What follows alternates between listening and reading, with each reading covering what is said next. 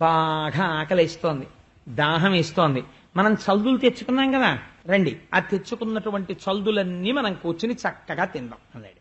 వీళ్ళకి ఒక ఆశ్చర్యకరమైనటువంటి లక్షణం ఉంది. వీళ్ళు ఎలా తింటారో తెలుసా అండి?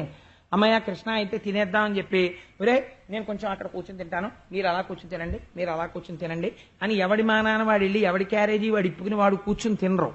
వీళ్ళు తినేటప్పుడు వీళ్ళకి ఒకటి ఉండాలి. ఏమిటి ఉండాలో తెలుసా అండి? డైనింగ్ టేబులే ఉంటుంది, కానీ ఎదురుగుండా ఏదో ఒక భగవన్ మూర్తి ఉంటుంది. ఆయనతో కలిసి తింటున్నాడు తప్ప తాను తింటలేదు.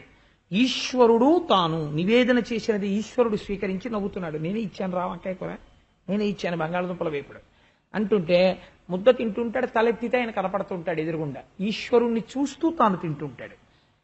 అది సంస్కారం, అలా ఉండాలి ఇల్లు. కాబట్టి అది యజ్ఞం. అలా తినగలిగితే వాడు యజ్ఞం చేసినట్టు. కాబట్టి ఇప్పుడు వీళ్ళందరూ ఎలా కూర్చున్నారు? జలజాంత స్థిత కర్ణికంతిరిగిరా సంఘంబులయ్యున్న రేకుల చందంబున కృష్ణునింతిరిగిరా కూర్చుండి వీక్షించుచన్ శిలలున్ పల్లవముల్ తృణంబులు లతల్ చిక్కంబులు పువ్వులాకుల్ కంచంబులుగా భుజించిరచటన్ గోపార్భకుల్ భూవరా. ఎందులో తింటున్నాం వాళ్ళకి లెక్కలేదు, ఏమి తింటున్నాం అసలు లెక్కలేదు. వాళ్ళు ఎలా తినాలి? జలజాంత స్థిత కర్ణికంతిరిగిరా సంఘంబులయ్యున్న రేకుల చందంబున కృష్ణునింతిరిగిరా కూర్చుండి వీక్షించుచున్. తామర పువ్వు బాగా ఇలా విచ్చుకుందనుకోండి, రెక్కలన్నీ ఇలా వంగుతాయి చక్కగా. ఒక రేకు పైకి ఇలా రేకు అలా విచ్చుకుని మధ్యలో మాత్రం ఆ కర్ణిక నిలబడుతుంది. ఈ కర్ణికకి చుట్టూ రేకులన్నీ విచ్చుకుంటాయి. అలా కృష్ణ కృష్ణ నువ్వు మధ్యలో ఉండు, కృష్ణ నువ్వు మధ్యలో ఉండు కృష్ణ అన్నారు. వీళ్ళందరూ కృష్ణుడి చుట్టూ కూర్చున్నారు. వీళ్ళు తినేటప్పుడు ఎందులో తింటున్నాం వాళ్ళకి అనవసరం. వాళ్ళు గోపాల బాలురు, వాళ్ళకేం శౌచ్యం తెలియదు. వాళ్ళకి తలగడిగితే కాళ్ళు గడగరు, కాళ్ళు గడిగితే తలగడగరు. కాబట్టి వాళ్ళు ఏం చేస్తున్నారు? ఎందులో తింటున్నారు? శిలలు. ఒకడు రాయి ఎట్టుకొచ్చాడు, ఎంత బాగుందో రాయి, దీని మీద తింటాను అక్కడ పెట్టుకున్నాడు. పల్లవముల్ ఒకడు 4 చిగురుటాకులు కోస్తే ఇచ్చాడు, ఆ 4 చిగురుటాకులు వేసుకున్నాడు, చిగురుటాకుల మీద పెట్టుకున్నాడు. తృణంబులు ఒకటి కాస్త గడ్డి కోస్తే ఇచ్చాడు, ఆ గడ్డి ఆ కంచంలా వేశాడు, దానిలో పెట్టుకున్నాడు. చిక్కంబులు ఒకడైతే క్యారేజీ తీసుకొచ్చినటువంటి చిక్కాన్ని పరుచుకుని ఆ చిక్కం మీద తినేస్తున్నాడు. లతల్ చెట్లకి అల్లుకున్నటువంటి పెద్ద పెద్ద తీగలలో ఒక తీగ కోశాడు, తీగ కోసి ఆ తీగను చుట్టుకున్నాడు ఒకడు. ఆ లతల్ పువ్వులు పెద్ద పువ్వు ఒకటి తెచ్చాడు, ఆ పువ్వు అక్కడ పెట్టుకుని పువ్వులో పెట్టుకు తింటున్నాడు వాడు. పువ్వులు ఆకులు. నాకు చాలా ఇష్టం అండి భాగవతం చెప్పిన వాళ్ళకి ఇదొక ఉత్సాహం ఏర్పడుతుందో ఏమిటో. ఎప్పుడైనా కారులో విశాఖపట్నం వెళితే పెద్ద పెద్ద చెట్లతో ఉంటాయే రోడ్డుకి పక్కన, ఎవ్వరూ దాంట్లోకి వెళ్ళరు. అలాంటి పెద్ద పెద్ద చెట్లు ఉన్నటువంటి వనంలోకి వెళ్ళి కారులో వెళ్ళేటప్పుడే టిఫిన్ చేసుకుని పట్టుకెళ్ళిపోయి ఆ చెట్ల కింద కూర్చుని టిఫిన్ తిందామంటే ఎంత ఇష్టం. మొన్న ఒక రోజున మేము లక్ష్మీ పూజలు జరిగిన రోజున మా దొరగారు, మేము రాయణం గారు ఓ పని మీద 2 కార్లలో వెళ్ళవలసి వచ్చింది విశాఖపట్నం తెల్లారకట్ట. టిఫిన్ చేసేసుకుని ఇంట్లో మేము అందరం కూర్చొని గొల్లలు చల్దులు కుడు చుటాలాగా అందరం కలిసి ఒక పెద్ద సరుగుడు తోటలోకి వెళ్ళి ఆ చెట్ల కింద కూర్చుని టిఫిన్లు తిని చేతులు కడుక్కొని, అప్పుడే ఆకలితో ఉన్న ఒక కుక్క కూడా వస్తుంది. అలాగా అందులో ఉన్న వైశ్వానరాజ్ఞి, నాలో ఉన్న వైశ్వానరాజ్ఞి ఒకటే కదా. నేను ఇలా ఒక కబళం పడేస్తే సంతోషంగా తిని, నాకు దానికి ఏమి సంబంధం లేదు. అది ఎక్కడో పాయకరావుపేట అవతల కుక్క, నేను కాకినాడలో నక్క. ఇలా నన్ను చూసి అది తోక ఊపి ఇలా ఇలా చూస్తుంటుంది. మళ్ళీ ఇంకొక పిడచదానికి పడేస్తే అది ఎంతో సంతోషంగా తింటుంటుంది. ఇంట్లో అటువంటి శౌచ్యం అలా చెయ్యం కదా. అందుకని చక్కగా పక్షులు పైకొచ్చి 4 పక్షులు వాళ్ళ కావు కావు అంటూ కిందకి చూస్తుంటాయి.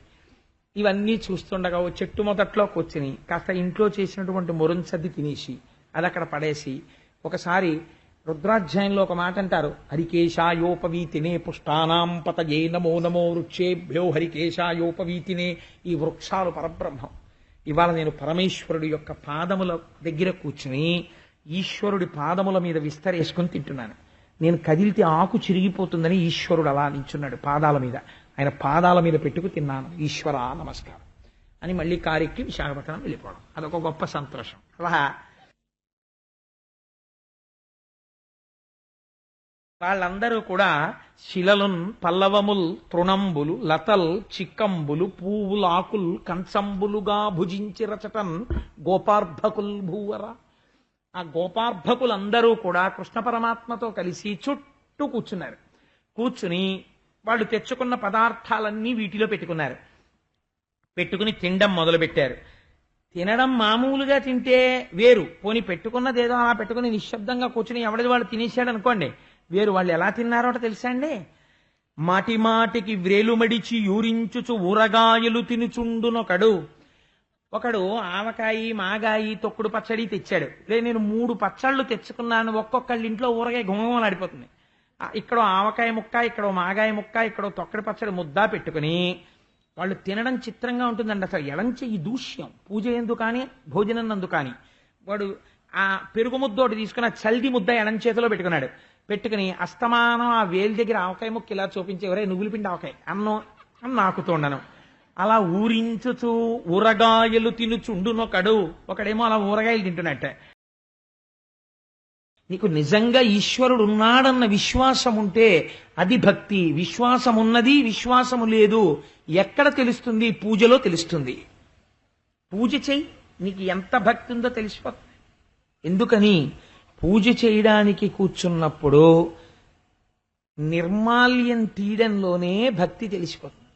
నిర్మాల్యాన్ని ఇష్టం వచ్చినట్టుగా ఆ మూర్తులు కింద పడిపోయేటట్టు మీద పడిపోయేటట్టు లాగేయగలిగితే నీకు అసలు నువ్వు చూస్తున్నటువంటి మూర్తి పరమేశ్వరుడు అన్న విశ్వాసం నీకు లేనే లేదు.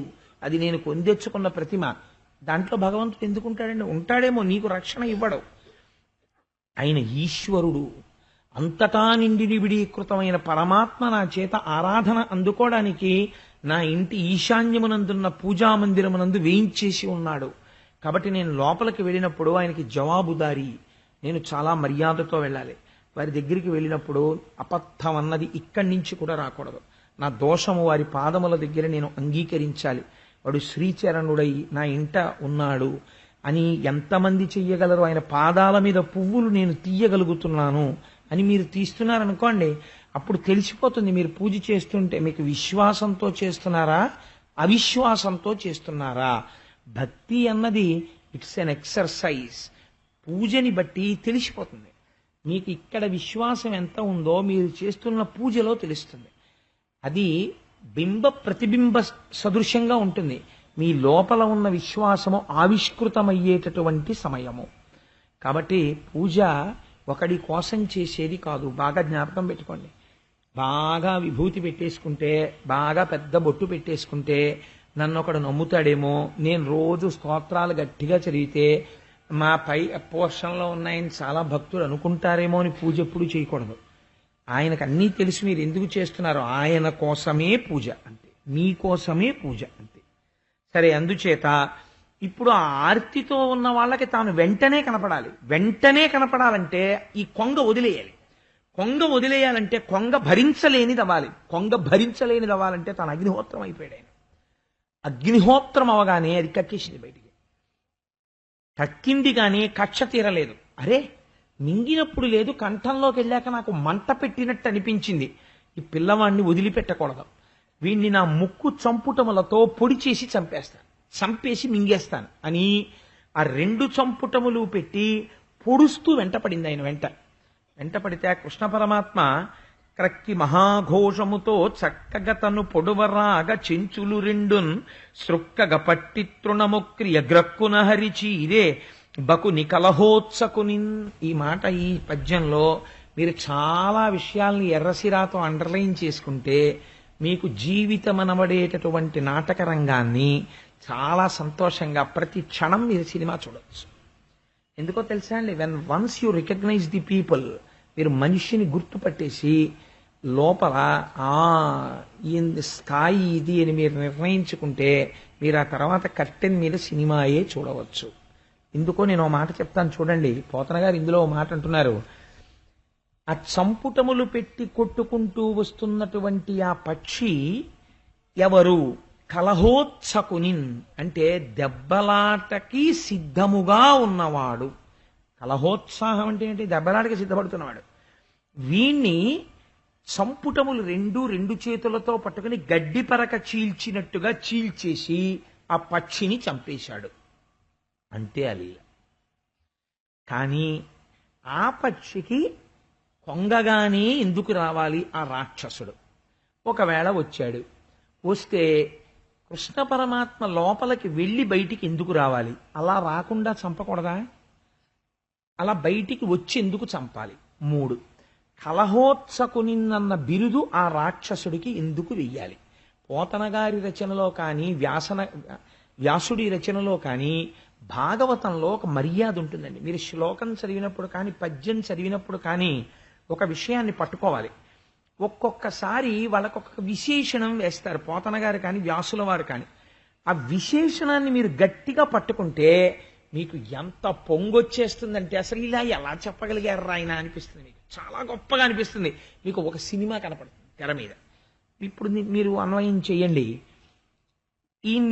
ఈ వచ్చినటువంటి బకుడు అన్న రాక్షసుడు ఎక్కడో ఉండడు. ఆ రాక్షసుడు ఎవరో తెలుసా అండి? ఇక్కడ ఉంటాడు. ఆయన పేరు దంభము. దంభము అంటే ఏమిటో తెలుసా? పైకి ఒకలా కనపడుతూ లోపల ఒకలా ఉండుట. లోపల తానేదనుకుంటున్నాడో అది పైకి కనీసం మిత్రుడి దగ్గర చెప్పాలి, అరమరిక లేకుండా.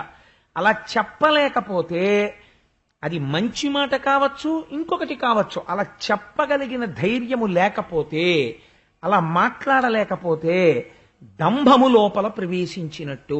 ఈ దంభమును మీరు నిగ్రహించలేరు, అది పెరుగుతుంది. రామకృష్ణ పరమహంస ఒక ఆఖ్యానం చెప్తారు, దంభం మనిషిని స్థితికి తీసుకెడుతుందో. ఒకానొకప్పుడు ఒక అరణ్యంలో ఒక నక్క పరిగెడుతూ పరిగెడుతూ వెళ్ళి చాకలి వాళ్ళు పెట్టినటువంటి నీలిమందు గూనలో పడిపోయింది. పడిపోయి నీలిమందు గూనలోంచి బయటకు వచ్చింది. అది ఎందుకు వెళ్ళింది అసలు? ఏటి ఒడ్డుకి నీళ్లు తాగడానికి.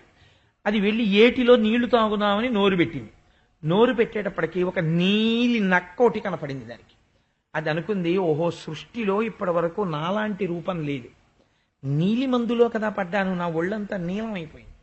కాబట్టి ఇప్పుడు నన్ను చూసి మిగిలిన ప్రాణులు ఏమనుకుంటాయో చూద్దాం, ఏట్లో దిగద్దని అది అరణ్యంలోకి వెళ్ళింది. ఈ నీలం నక్కని చూడగానే మిగిలిన నక్కలు పారిపోయి, పెద్ద పుల్లు పారిపోయి, ఏనుగులు పారిపోతున్నాయి, సింహాలు వచ్చాయి. ఎందుకు అలా పరిగెడుతున్నారు మీరందరూ అని అడిగాయి. అరణ్యంలో పుట్టి బుద్ధిరిగి ఇప్పటి వరకు మనం చూడని ప్రాణి ఒకటి వచ్చింది. అది అసలు మనం ఎప్పుడూ చూడలేదు, అటువంటి రంగుతో ఉంది. అది ఏం చెయ్యగలదో అని మేము పారిపోతున్నాం అన్నాయి. అంటే సింహం అంది, నాకన్నా గొప్ప ప్రాణి ప్రపంచంలో లేదు, కాబట్టి మీరు భయపడకండి, రండి నాతో అంది. అన్నీ కలిసి ఈ నీలం రంగులో ఉన్న నక్క దగ్గరికి వచ్చాయి. పైన ఉన్నటువంటి రంగు చూసి, రూపాన్ని చూసి సింహానికి కూడా భయం వేసింది. ఏమిటంటే ఇలాంటిది ఎప్పుడు నేను చూడలేదు, ఇలా ఉంది ఏమిటని. సింహం వెంటనే బాణీ మార్చింది, ఇప్పటి వరకు నాకు తెలిసి నేనే పరాక్రమం ఉన్న ప్రాణిని, నాకన్నా మీరు చాలా పరాక్రమం ఉన్న ప్రాణి ఏమో అని అనుకుంటున్నాను, ఎందుకంటే నేను చూడలేదు, నేను బలాబలములను నిర్ణయించడానికి. కాబట్టి మీరు అటువంటి ప్రాణ, నన్ను కూడా గెలవగలిగిన వారా అంది. ఇది నోరు విప్పింది అనుకోండి, సింహం పసిగడుతుంది నక్కని. ఇది అనుకుంది లోపల, ఎంత అదృష్టం, నీలిమందు గూనలో పడ్డాను. సింహం నన్ను చూసి నాకన్నా మీరు శౌర్యవంతులా అని అడుగుతోంది. కాసేపు ఏమీ మాట్లాడకుండా తల ఇలా అంటే సింహం భయపడుతుంది ఖచ్చితంగా. మిగిలి పరిగెత్తే కదా, భయపడుతుందని అంది. అంటే సింహం అంది, అయ్యా అయితే ఉత్తర క్షణం మిమ్మల్ని రాజుగా పట్టాభిషేకం చేస్తున్నాను, నా పదవికి రాజీనామా చేసేసాను, ఇంక నుంచి మీరే మమ్మల్ని పరిపాలించుదురుగాక అంది. అలాగేనని అప్పటి నుంచి నక్క చక్కగా సింహాసనం మీద కూర్చుని సింహం వేటాడి తెచ్చినటువంటి ఏనుగుల కుంభస్థలాల మాంసం తింటోంది. తింటూ ఒక గుహలో పడుకుని ఉంటోంది.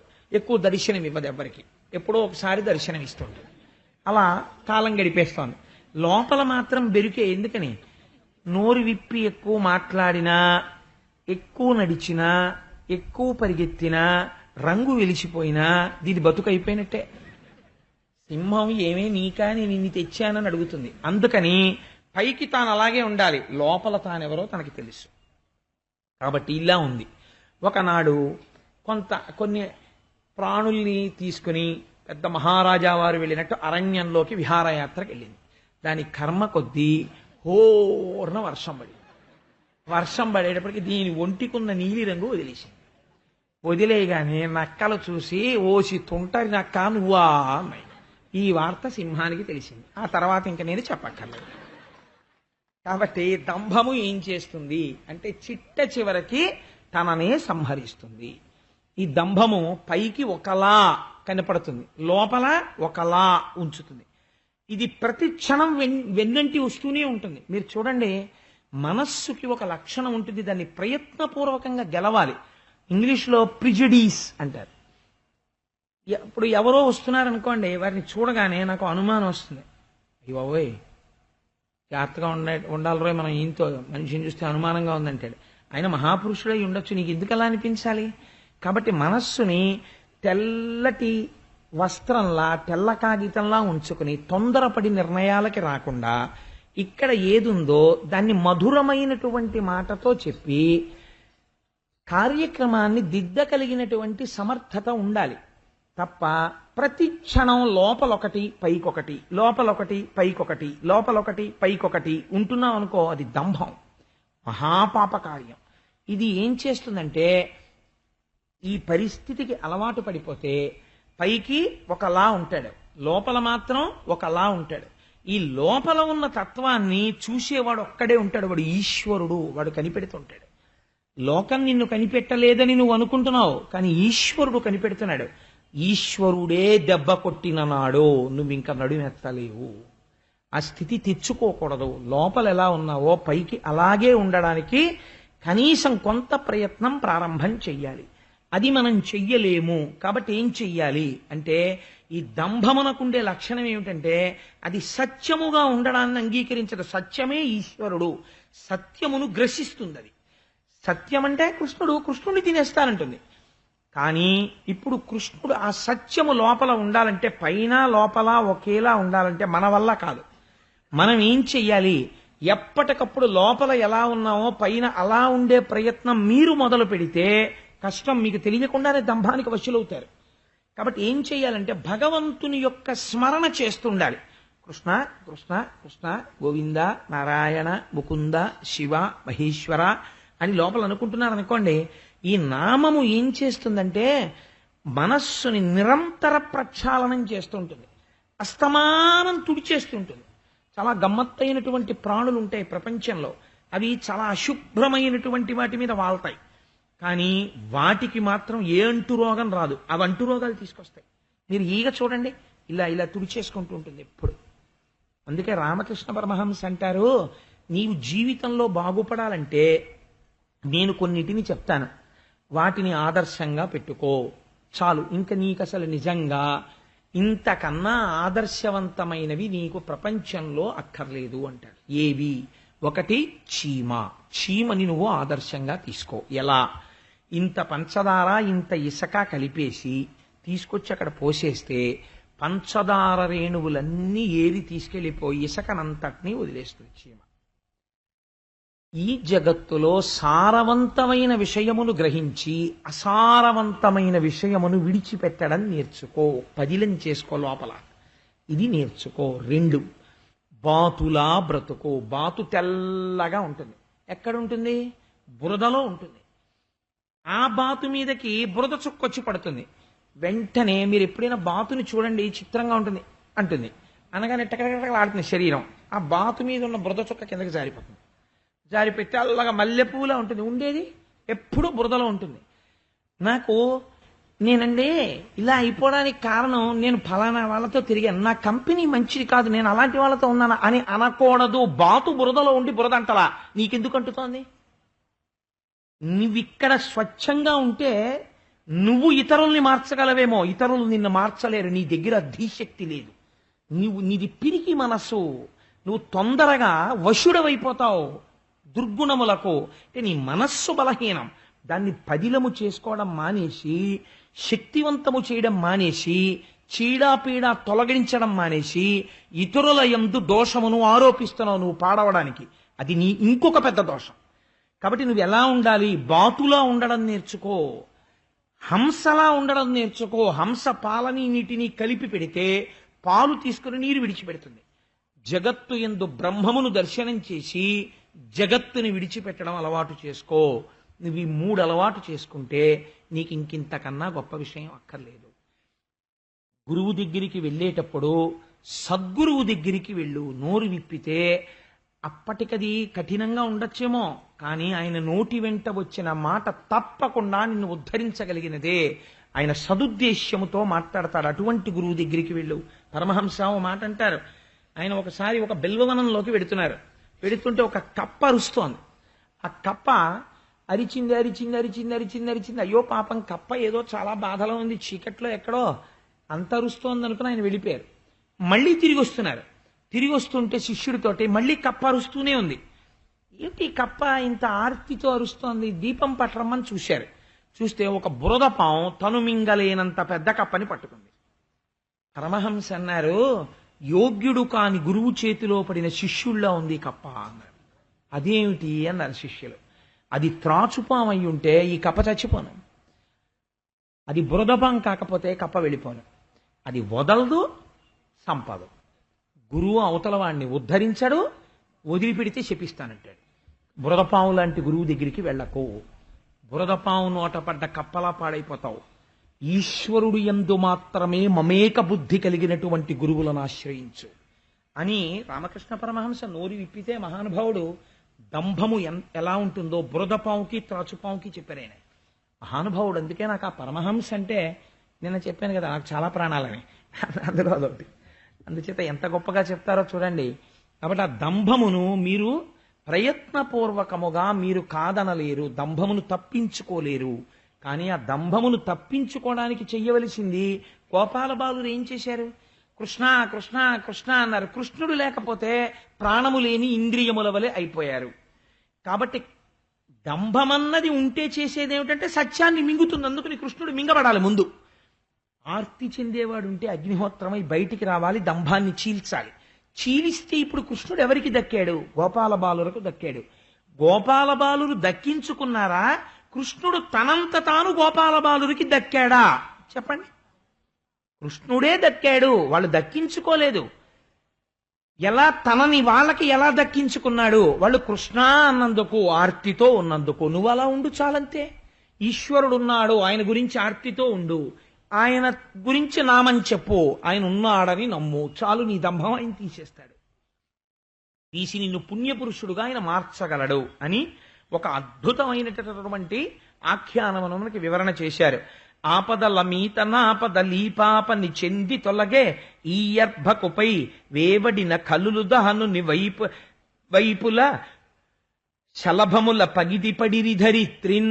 పోతన గారు అంటారు, దీపం మీద వెళ్లి పడిపోయినటువంటి శలభములు ఎలా కాలిపోతాయో పురుగులు, అలా ఈ పిల్లవాడి మీద ఎంతమంది రాక్షసులు నిర్జిద్దామని ప్రయత్నము చేసినా వారందరూ మడిసిపోయినారు.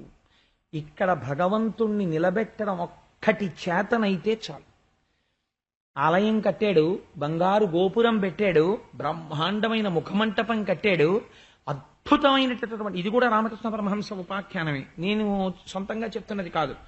బ్రహ్మాండమైన 10 ఎకరాల స్థలంలో దేవాలయం కట్టాడు, మెయిన్ గేటు పెట్టాడు, చోటు కాంపౌండ్ వాళ్ళు పెట్టాడు, ధ్వజస్తంభం పెట్టేశాడు, నందీశ్వరుణ్ణో గరుడ వాహనాన్నో తీసుకొచ్చాడు పెట్టేశాడు, దేవాలయానికి గొప్ప తలుపులు చేయించాడు, గడియలు చేయించాడు, అన్నీ చేయించేశాడు. మంచి ఉత్సవం రోజు భీష్మ ఏకాదశి. అటువంటి రోజున ఒక ఆయన ఆ గుడిలోకి వచ్చి మంటపానికి 4 వైపులా 4 మనుషుల్ని పెట్టి శంఖాలు పూరింపించాడు. ఆ శంఖాలు విని దేవాలయంలోకి దర్శనానికి ఎడదామని భక్తులు కొన్ని వేల మంది పరిగెత్తుకొచ్చారు. తలుపులు తీశారు. లోపల చూసి అన్నారు, ధూర్తుడా, ఇది ఈశ్వరుడు లేని ఆలయము, దీనికి యోగ్యత లేదు, దర్శనీయము కాదు. ఎందుచేత? ఆలయం ఎంత ఉంటే ఎవరికి కావాలి? ఈశ్వరుడేడి? అందులో ప్రతిష్ఠ జరిగిన మూర్తి ఏది? ప్రతిష్ఠ జరిగిన మూర్తి లేనప్పుడు అది ఒక కట్టడమేమో, అది ఆలయము కాదు. నీకు ఎంత ఐశ్వర్యం ఉంటే ఎవరికి కావాలి? ఎంత పాండిత్యం ఉంటే ఎవరికి కావాలి? నువ్వు ఎంత పొడుగ్గా ఉంటే ఎవరికి కావాలి? ఎంత తెల్లగా ఉంటే ఎవరికి కావాలి? ఎంత గొప్ప బట్ట కట్టుకుంటే ఎవరికి కావాలి? నువ్వు ఎన్ని చెప్పగలిగితే ఎవరికి కావాలి? నువ్వు ఇక్కడ ఈశ్వరుణ్ణి నిలబెట్టగలిగావా? నిలబడతాడు ఈశ్వరుడు. ఎంతసేపు నిలబడతాడు? దుర్వాసన రాకపోతే నిలబడతాడు. ఏది దుర్వాసన అంటే ఇదిగో ఈ దంభము మొదలైనటువంటివి రానంతసేపు. వాణ్ణి ఇక్కడ నువ్వు నిలబెట్టగలిగితే, ఆసురీ గుణములు ప్రవేశించే ప్రయత్నం చేసినా లోపలికి నామం పట్టుకుని వాణ్ణి ఇక్కడ నిలబెట్టావు కాబట్టి అవి మడిసిపోయి రాలిపోయి నువ్వెప్పుడూ పవిత్రమై ఉండిపోతావు. ఒక్కసారి పరమశివుని యొక్క తల మీద పడింది గంగ. పడి భవాంగ పతితంతో ఎం పవిత్రమితి పస్పృశో, పరమ పవిత్రమైపోయి ప్రవహించింది. ఆ తర్వాత అందులో శవాలు పడ్డాయి. ఆ ఆ తర్వాత అందులో ఘాట్స్ నిండా శవాల్ని కాల్చి బూడిద కలిపారు.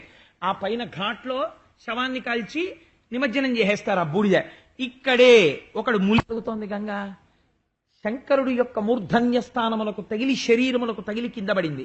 అందులో ఇంకా తర్వాత ఎన్ని పడుతున్నది పవిత్రమే. ఇక్కడ ఈశ్వరుణ్ణి నిలబెట్టడం నీకు అలవాటైపోతే లోపలికి ఆసురీ గుణములు ప్రవేశించే ప్రయత్నం చేసినా ఈశ్వరుణ్ణి చూసి బయటికి పోయినట్టు, వెంటనే లోపల తేజోవంతమైన మూర్తిని చూసి ఆసురీ గుణములు వెనక్కి పారిపోతాయి. అంతే, లోపలికి ప్రవేశించలేవు, అవి కూర్చోలేవు.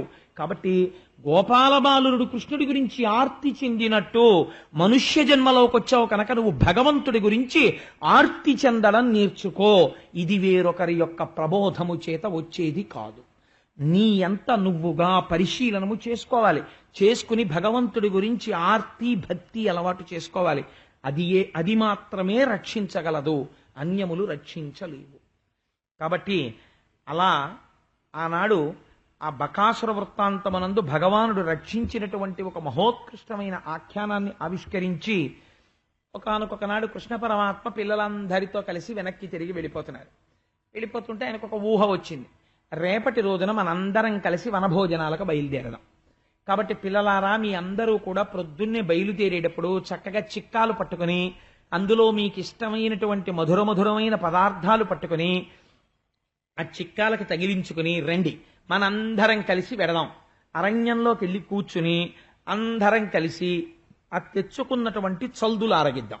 అదే వనభోజనం అంటే. కాబట్టి బయలుదేరదాన్ని రండి అన్నారు. కృష్ణుడు ఎంత చెప్తే పిల్లలకంతా వాళ్ళందరికీ పరమ సంతోషం కలిగిపోయి వాళ్ళందరూ సరే మనం వనభోజనానికి వెడదామన్నారు.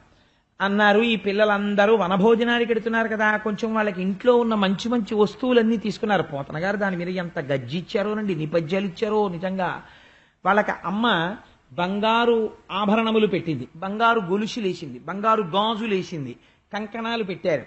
ఇన్ని పెట్టినా వాళ్ళు ఇలా అడవిలోకి వెళ్ళారట ఆవుల్ని దూడల్ని తీసుకుని. వెళ్ళగానే వాళ్ళకి ఏమిటో తెలుసా అండి ఊహ ఒక్కటే వాళ్ళకి తెలిసింది. కృష్ణుడు ముందు లేస్తాడు, బయటికి వస్తాడు ఆ బృందావనంలో వచ్చి తన కొమ్ము బూర చేత్తో పట్టుకుని ఊదుతూ తిరుగుతాడు. అలా కాసేపు తిరగగానే కృష్ణుడి కొమ్ము బూర వినపడగానే ఆ కృష్ణుడు లేచిపోయాడు, మేము వెళ్ళిపోవాలి, కృష్ణుడు బయలుదేరిపోతున్నాడు, వాళ్ళందరూ బయలుదేరిపోతారు. అంతే. ఆ కృష్ణుడు ఎటు వెళ్ళిపోతారు వాళ్ళందరూ. కాబట్టి వీళ్ళందరూ కలిసి బయలుదేరిపోయారు. ఆయన కూడా అమ్మని కొసరి కొన్ని ఊరగాయలు పెట్టించుకున్నాడు. అమ్మ నాకు నువ్వు పిండి ఆవకాయ వేయమ్మా, అమ్మ నాకు మాగా వేయమ్మా అంటే, ఒక్కడివి ఎందుకు రాయిందంటే, అమ్మ నాకు అలా కాదమ్మా, నాకు కొంచెం తొక్కుడు పచ్చడి కూడా పెట్టమ్మా అని ఇవన్నీ ఆకులలో మూటలు కట్టించుకుని ఓ ముంతలో అన్నం పెట్టించుకుని దాని మీద పళ్ళెం పెట్టుకుని, గోపాలబాలురంటే వాళ్ళ శౌచము ఎంత గొప్పదో చూడండి. వాళ్ళు స్నానం పొద్దున్న కూడా చేయరు, సాయంకాలం వచ్చి చేస్తూ ఉంటారు దూడల్ని తోలుకొచ్చి. కాబట్టి వాళ్ళు కాలకృత్యాలు తీర్చేసుకుని ఓ కర్రకి వెనకాతల చిక్కం కట్టుకుని ఆ చిక్కంలో ఈ పచ్చడి ముద్దలు, ఈ పెరుగు ముద్దలు, అన్నం అన్నీ పెట్టుకుని కృష్ణుడు పిలిచాడు. సంతోషంగా అందరి దగ్గర ఒక కొమ్ము బోరు ఉంటుంది, ఒక వేణు ఉంటుంది, ఒక కర్ర ఉంటుంది. ఈ చిక్కం కింద పెట్టేస్తారు, ఆ కర్రతో తోలుతుంటారు దూడల్ని. ఈ దూడలన్నిటినీ విప్పుకుని ముందు ఆవులు దూడలు వెళ్ళిపోతున్నాయి, వెనక వీళ్ళు వెళ్ళిపోతున్నారు. ఇందులో కొన్ని ఆవుల్ని మరలుస్తారు, ఆ ఆవులు పరిగెడుతుంటాయి, వెనక వీళ్ళు పరిగెడుతుంటారు. ఎంత ఆశ్చర్యంగా పరిగెత్తేవారంటేట వాళ్ళు పందాలు వేసుకునేవారట. కృష్ణుడు అనేవాట, ఒరే అదిగో అక్కడి నుంచి చూసారా పక్షుల గుంపు వస్తోంది. ఇప్పుడంటే ఎక్కడ కనపడుతున్నాయండి. నిజంగా అలా వచ్చేసి ఆ పక్షుల గుంపులు అలాగా ఒకే గుంపు ఇలా పెద్ద తోరణం కింద వెళ్ళిపోయేవి ఆకాశంలో పొద్దున్న లేచి. అలాగే సాయంకాలం మళ్ళీ అలాగే వచ్చేసేవి. దేవులపల్లి కృష్ణశాస్త్రి గారు ఎంత అనుభవించాడో మహానుభావుడు, భావుకుడు. కాబట్టి పక్షుల గుంపులు బారులు అవిగో అంటాడు ఒక పాటలో. నిజంగా ఎంత గొప్ప పాటలండి ఆ పాటలు. సరే, ఇప్పుడు మళ్ళీ నేను అందులోకి వెళ్తే మళ్ళీ అదో స్పృహ ఎందుకు వచ్చింది. కానీ నిజంగా అలా సాయంకాలం కూర్చుని ఆ తెల్లటి పక్షులు బారే వేళ పిల్లల్ని బయటికి తీసుకెళ్ళకండి అని చెప్పి పిల్లల్ని లోపలికి తీసుకెళ్లిపోతుండేవారు, పసిపిల్లల్ని. ఆ పక్షులన్నీ అలా వెళ్ళిపోతుంటే పొద్దున్నే బాలభానుడు ప్రకాశంలో వాటి నీడ బాగా పెద్దది పడుతుంది. ఈ పిల్లలట పందెం వేసుకునేవారట, అదిగో ఒరే పక్షుల గుంపు వచ్చేస్తుంది. ఆ నీడ పడుతుంది కదా భూమి మీద, ఆ నీడతో పాటు పరిగెత్తాలి. ఎవరు తొందరగా ఎక్కువ దూరం పక్షుల నీడతో పాటు పరిగెడతారో వాళ్ళు గెలిచినట్టు అనేటప్పటికీ వీళ్ళందరూ గబగబా దట్టీలు కట్టేసుకుని వేణువులు చేత్తో పట్టుకుని కొమ్మబూరలు దోపేసుకుని రెడీగా ఉండేవారు. ఆ పైన పక్షులు వచ్చేటప్పటికి వాడి నీట పడేది. నీడ పడగానే ఆ నీడతో పాటు వీళ్ళందరూ పరిగెత్తేవారు. పరిగెత్తి పరిగెత్తి పరిగెత్తి పరిగెత్తి పరిగెత్తి అందరికన్నా ముందెవరో ఒక్కడ వెళ్ళగలిగేవాడు, మిగిలిన వాళ్ళందరూ చతికిలు పడిపోయేవారు. నువ్వు గెలిచావురా అని చెప్పి వాడిని భుజాల మీద కూర్చోబెట్టుకుని ఊరేగించేవాడు. ఒక్కొక్కసారి వాడు కృష్ణుడు భుజాలు ఎక్కేవాడు. ఆశ్చర్యం. ఎక్కితే కృష్ణ పరమాత్మ వాడిని మోస్తూ ఉండేవారు. కొంతమంది ఇలా కర్ర వేసుకుని ఇలా చిక్కను తగిలించుకుని వెళ్ళిపోతుంటే ఒక్కొక్కడు చాలా జాగ్రత్తగా వచ్చి ఆ చిక్కానికి ఉన్న మూత పైకెత్తి అందులో చేయి పెట్టి వాడు కొబ్బరుండలు తెచ్చుకుంటే 2 కొబ్బరుండలు తీసేసుకుని పక్కవాడి కోటి పెట్టి వీడోడు తినేస్తుంటే వీడికి ఏదో అనుమానం వచ్చి చూసేటప్పటికి వాడు కొబ్బరుండలు తీసేస్తుండేవాడు. నా కొబ్బరుండలు తీసేస్తున్నాను వాడు ఆ చిక్కం అక్కడ పెట్టి వెంట పడితే వీడి మధుర పదార్థం గబగబా నోట్లో పెట్టుకు తినేస్తూ పరిగెత్తేస్తుండేవాడు.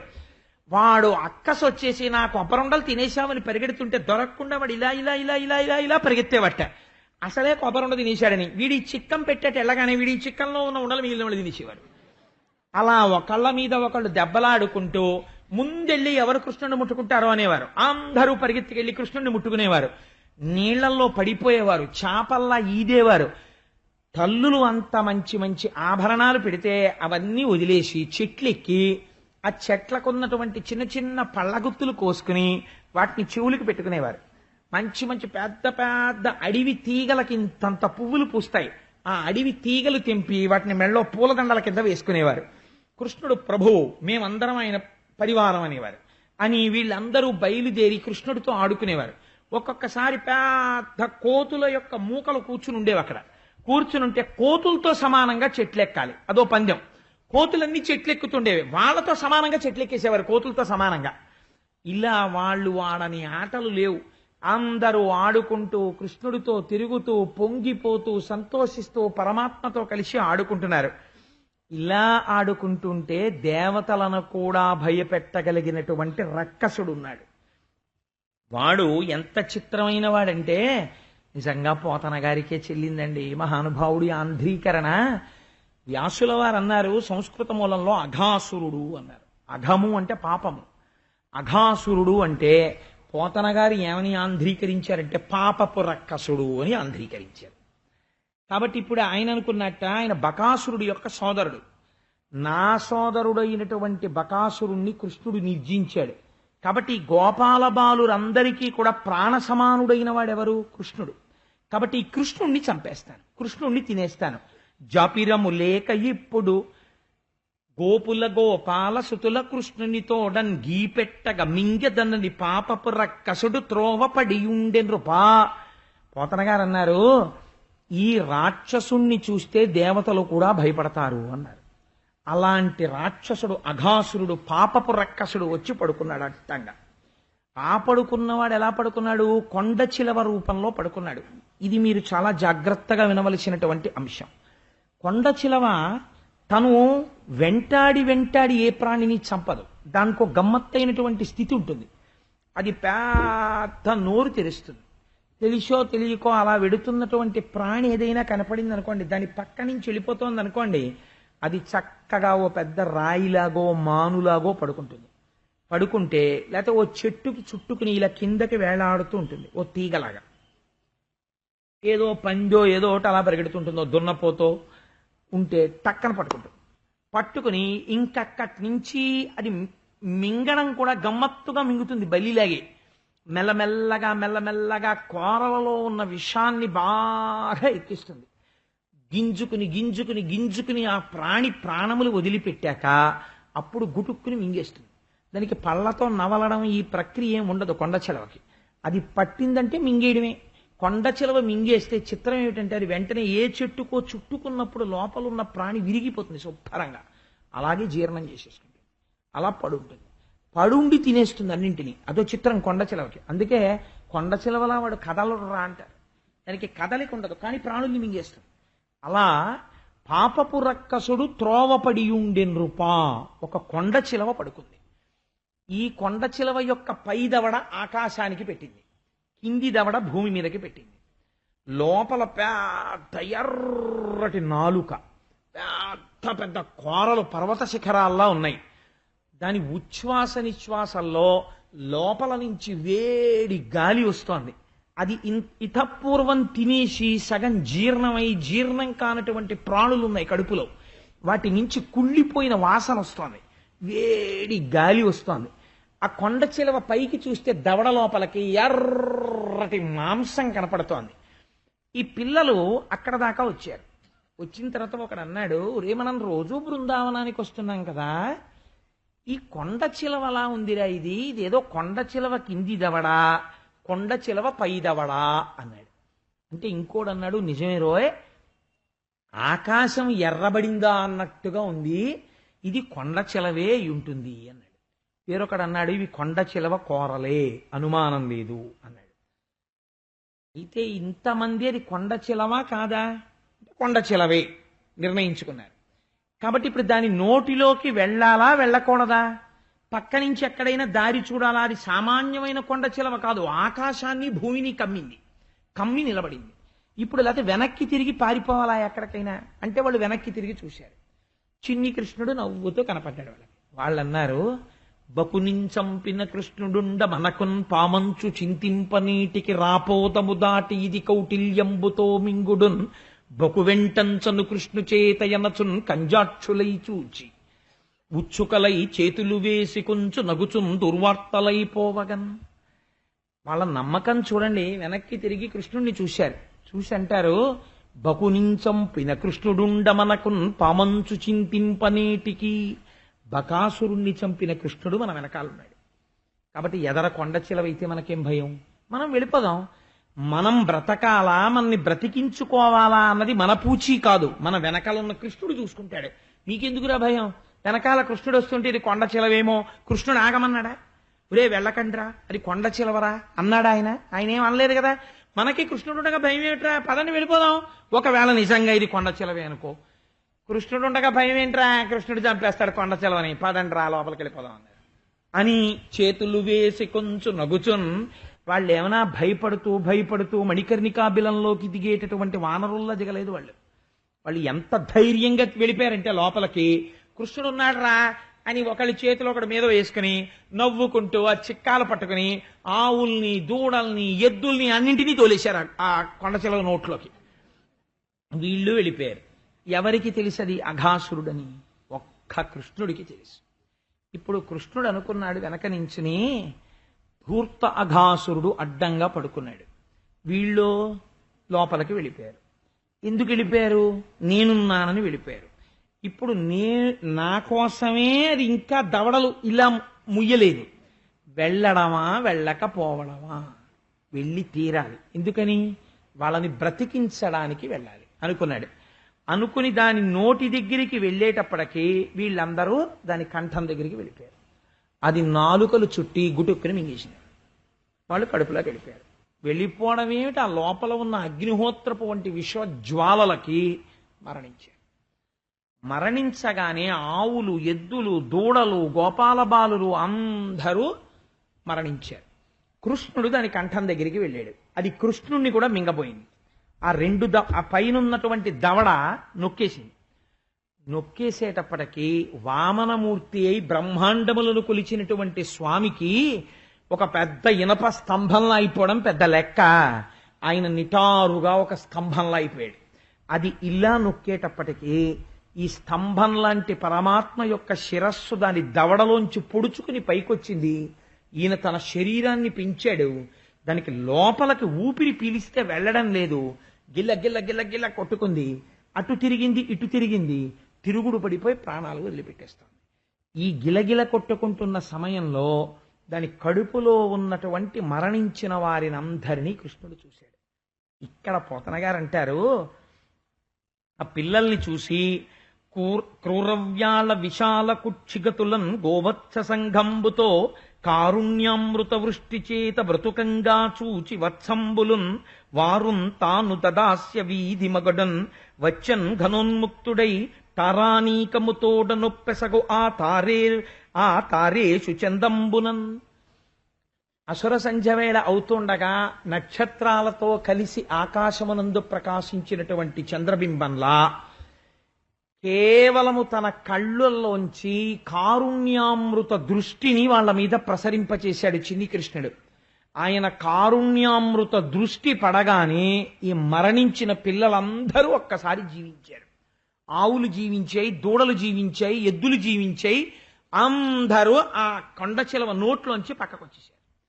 పక్కకు వచ్చేయగానే వాళ్ళు ఒక అద్భుతాన్ని చూశారు అన్నారు పోతన గారు. ఈ పాము కొట్టుకుంటోంది కొన ప్రాణంతో. ఇది ప్రాణం పోయింది.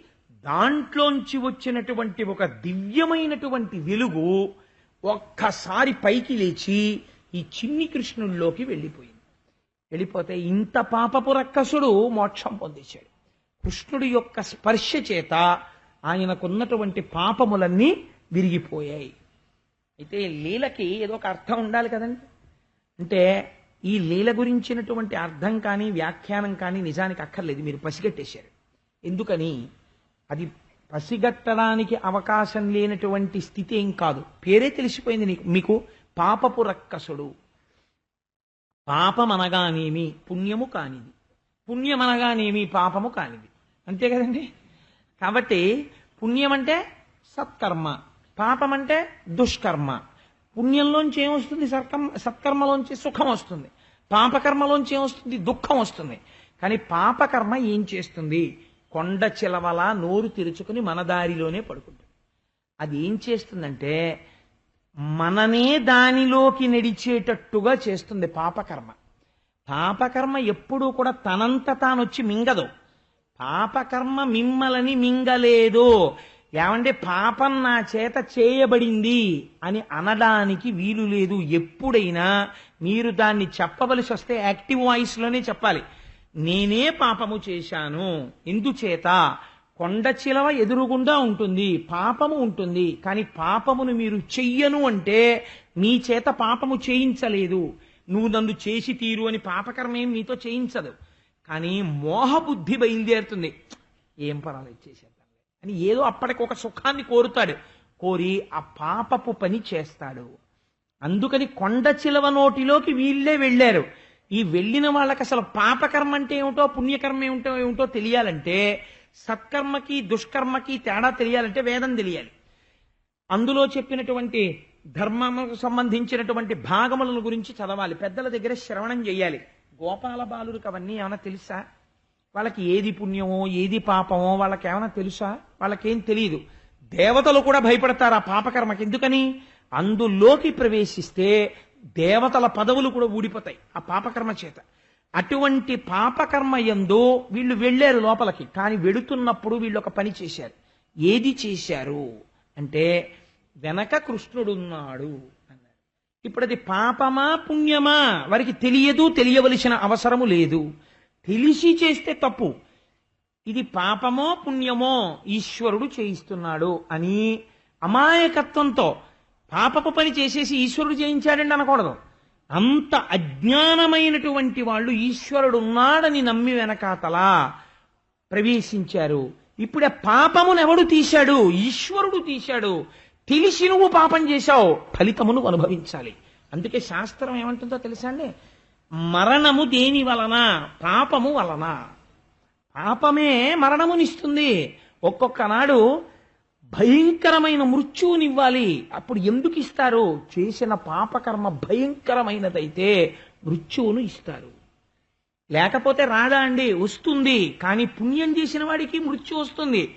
వాడు అనాయాసేన మరణం వినాదైన్యేన జీవితం. బాగా గుర్తుపెట్టుకోండి. పూజ చేస్తే ఏమడుగుతారో తెలుసా అండి? దేవాలయానికి వెడితే ఏమడుగుతారో తెలుసా?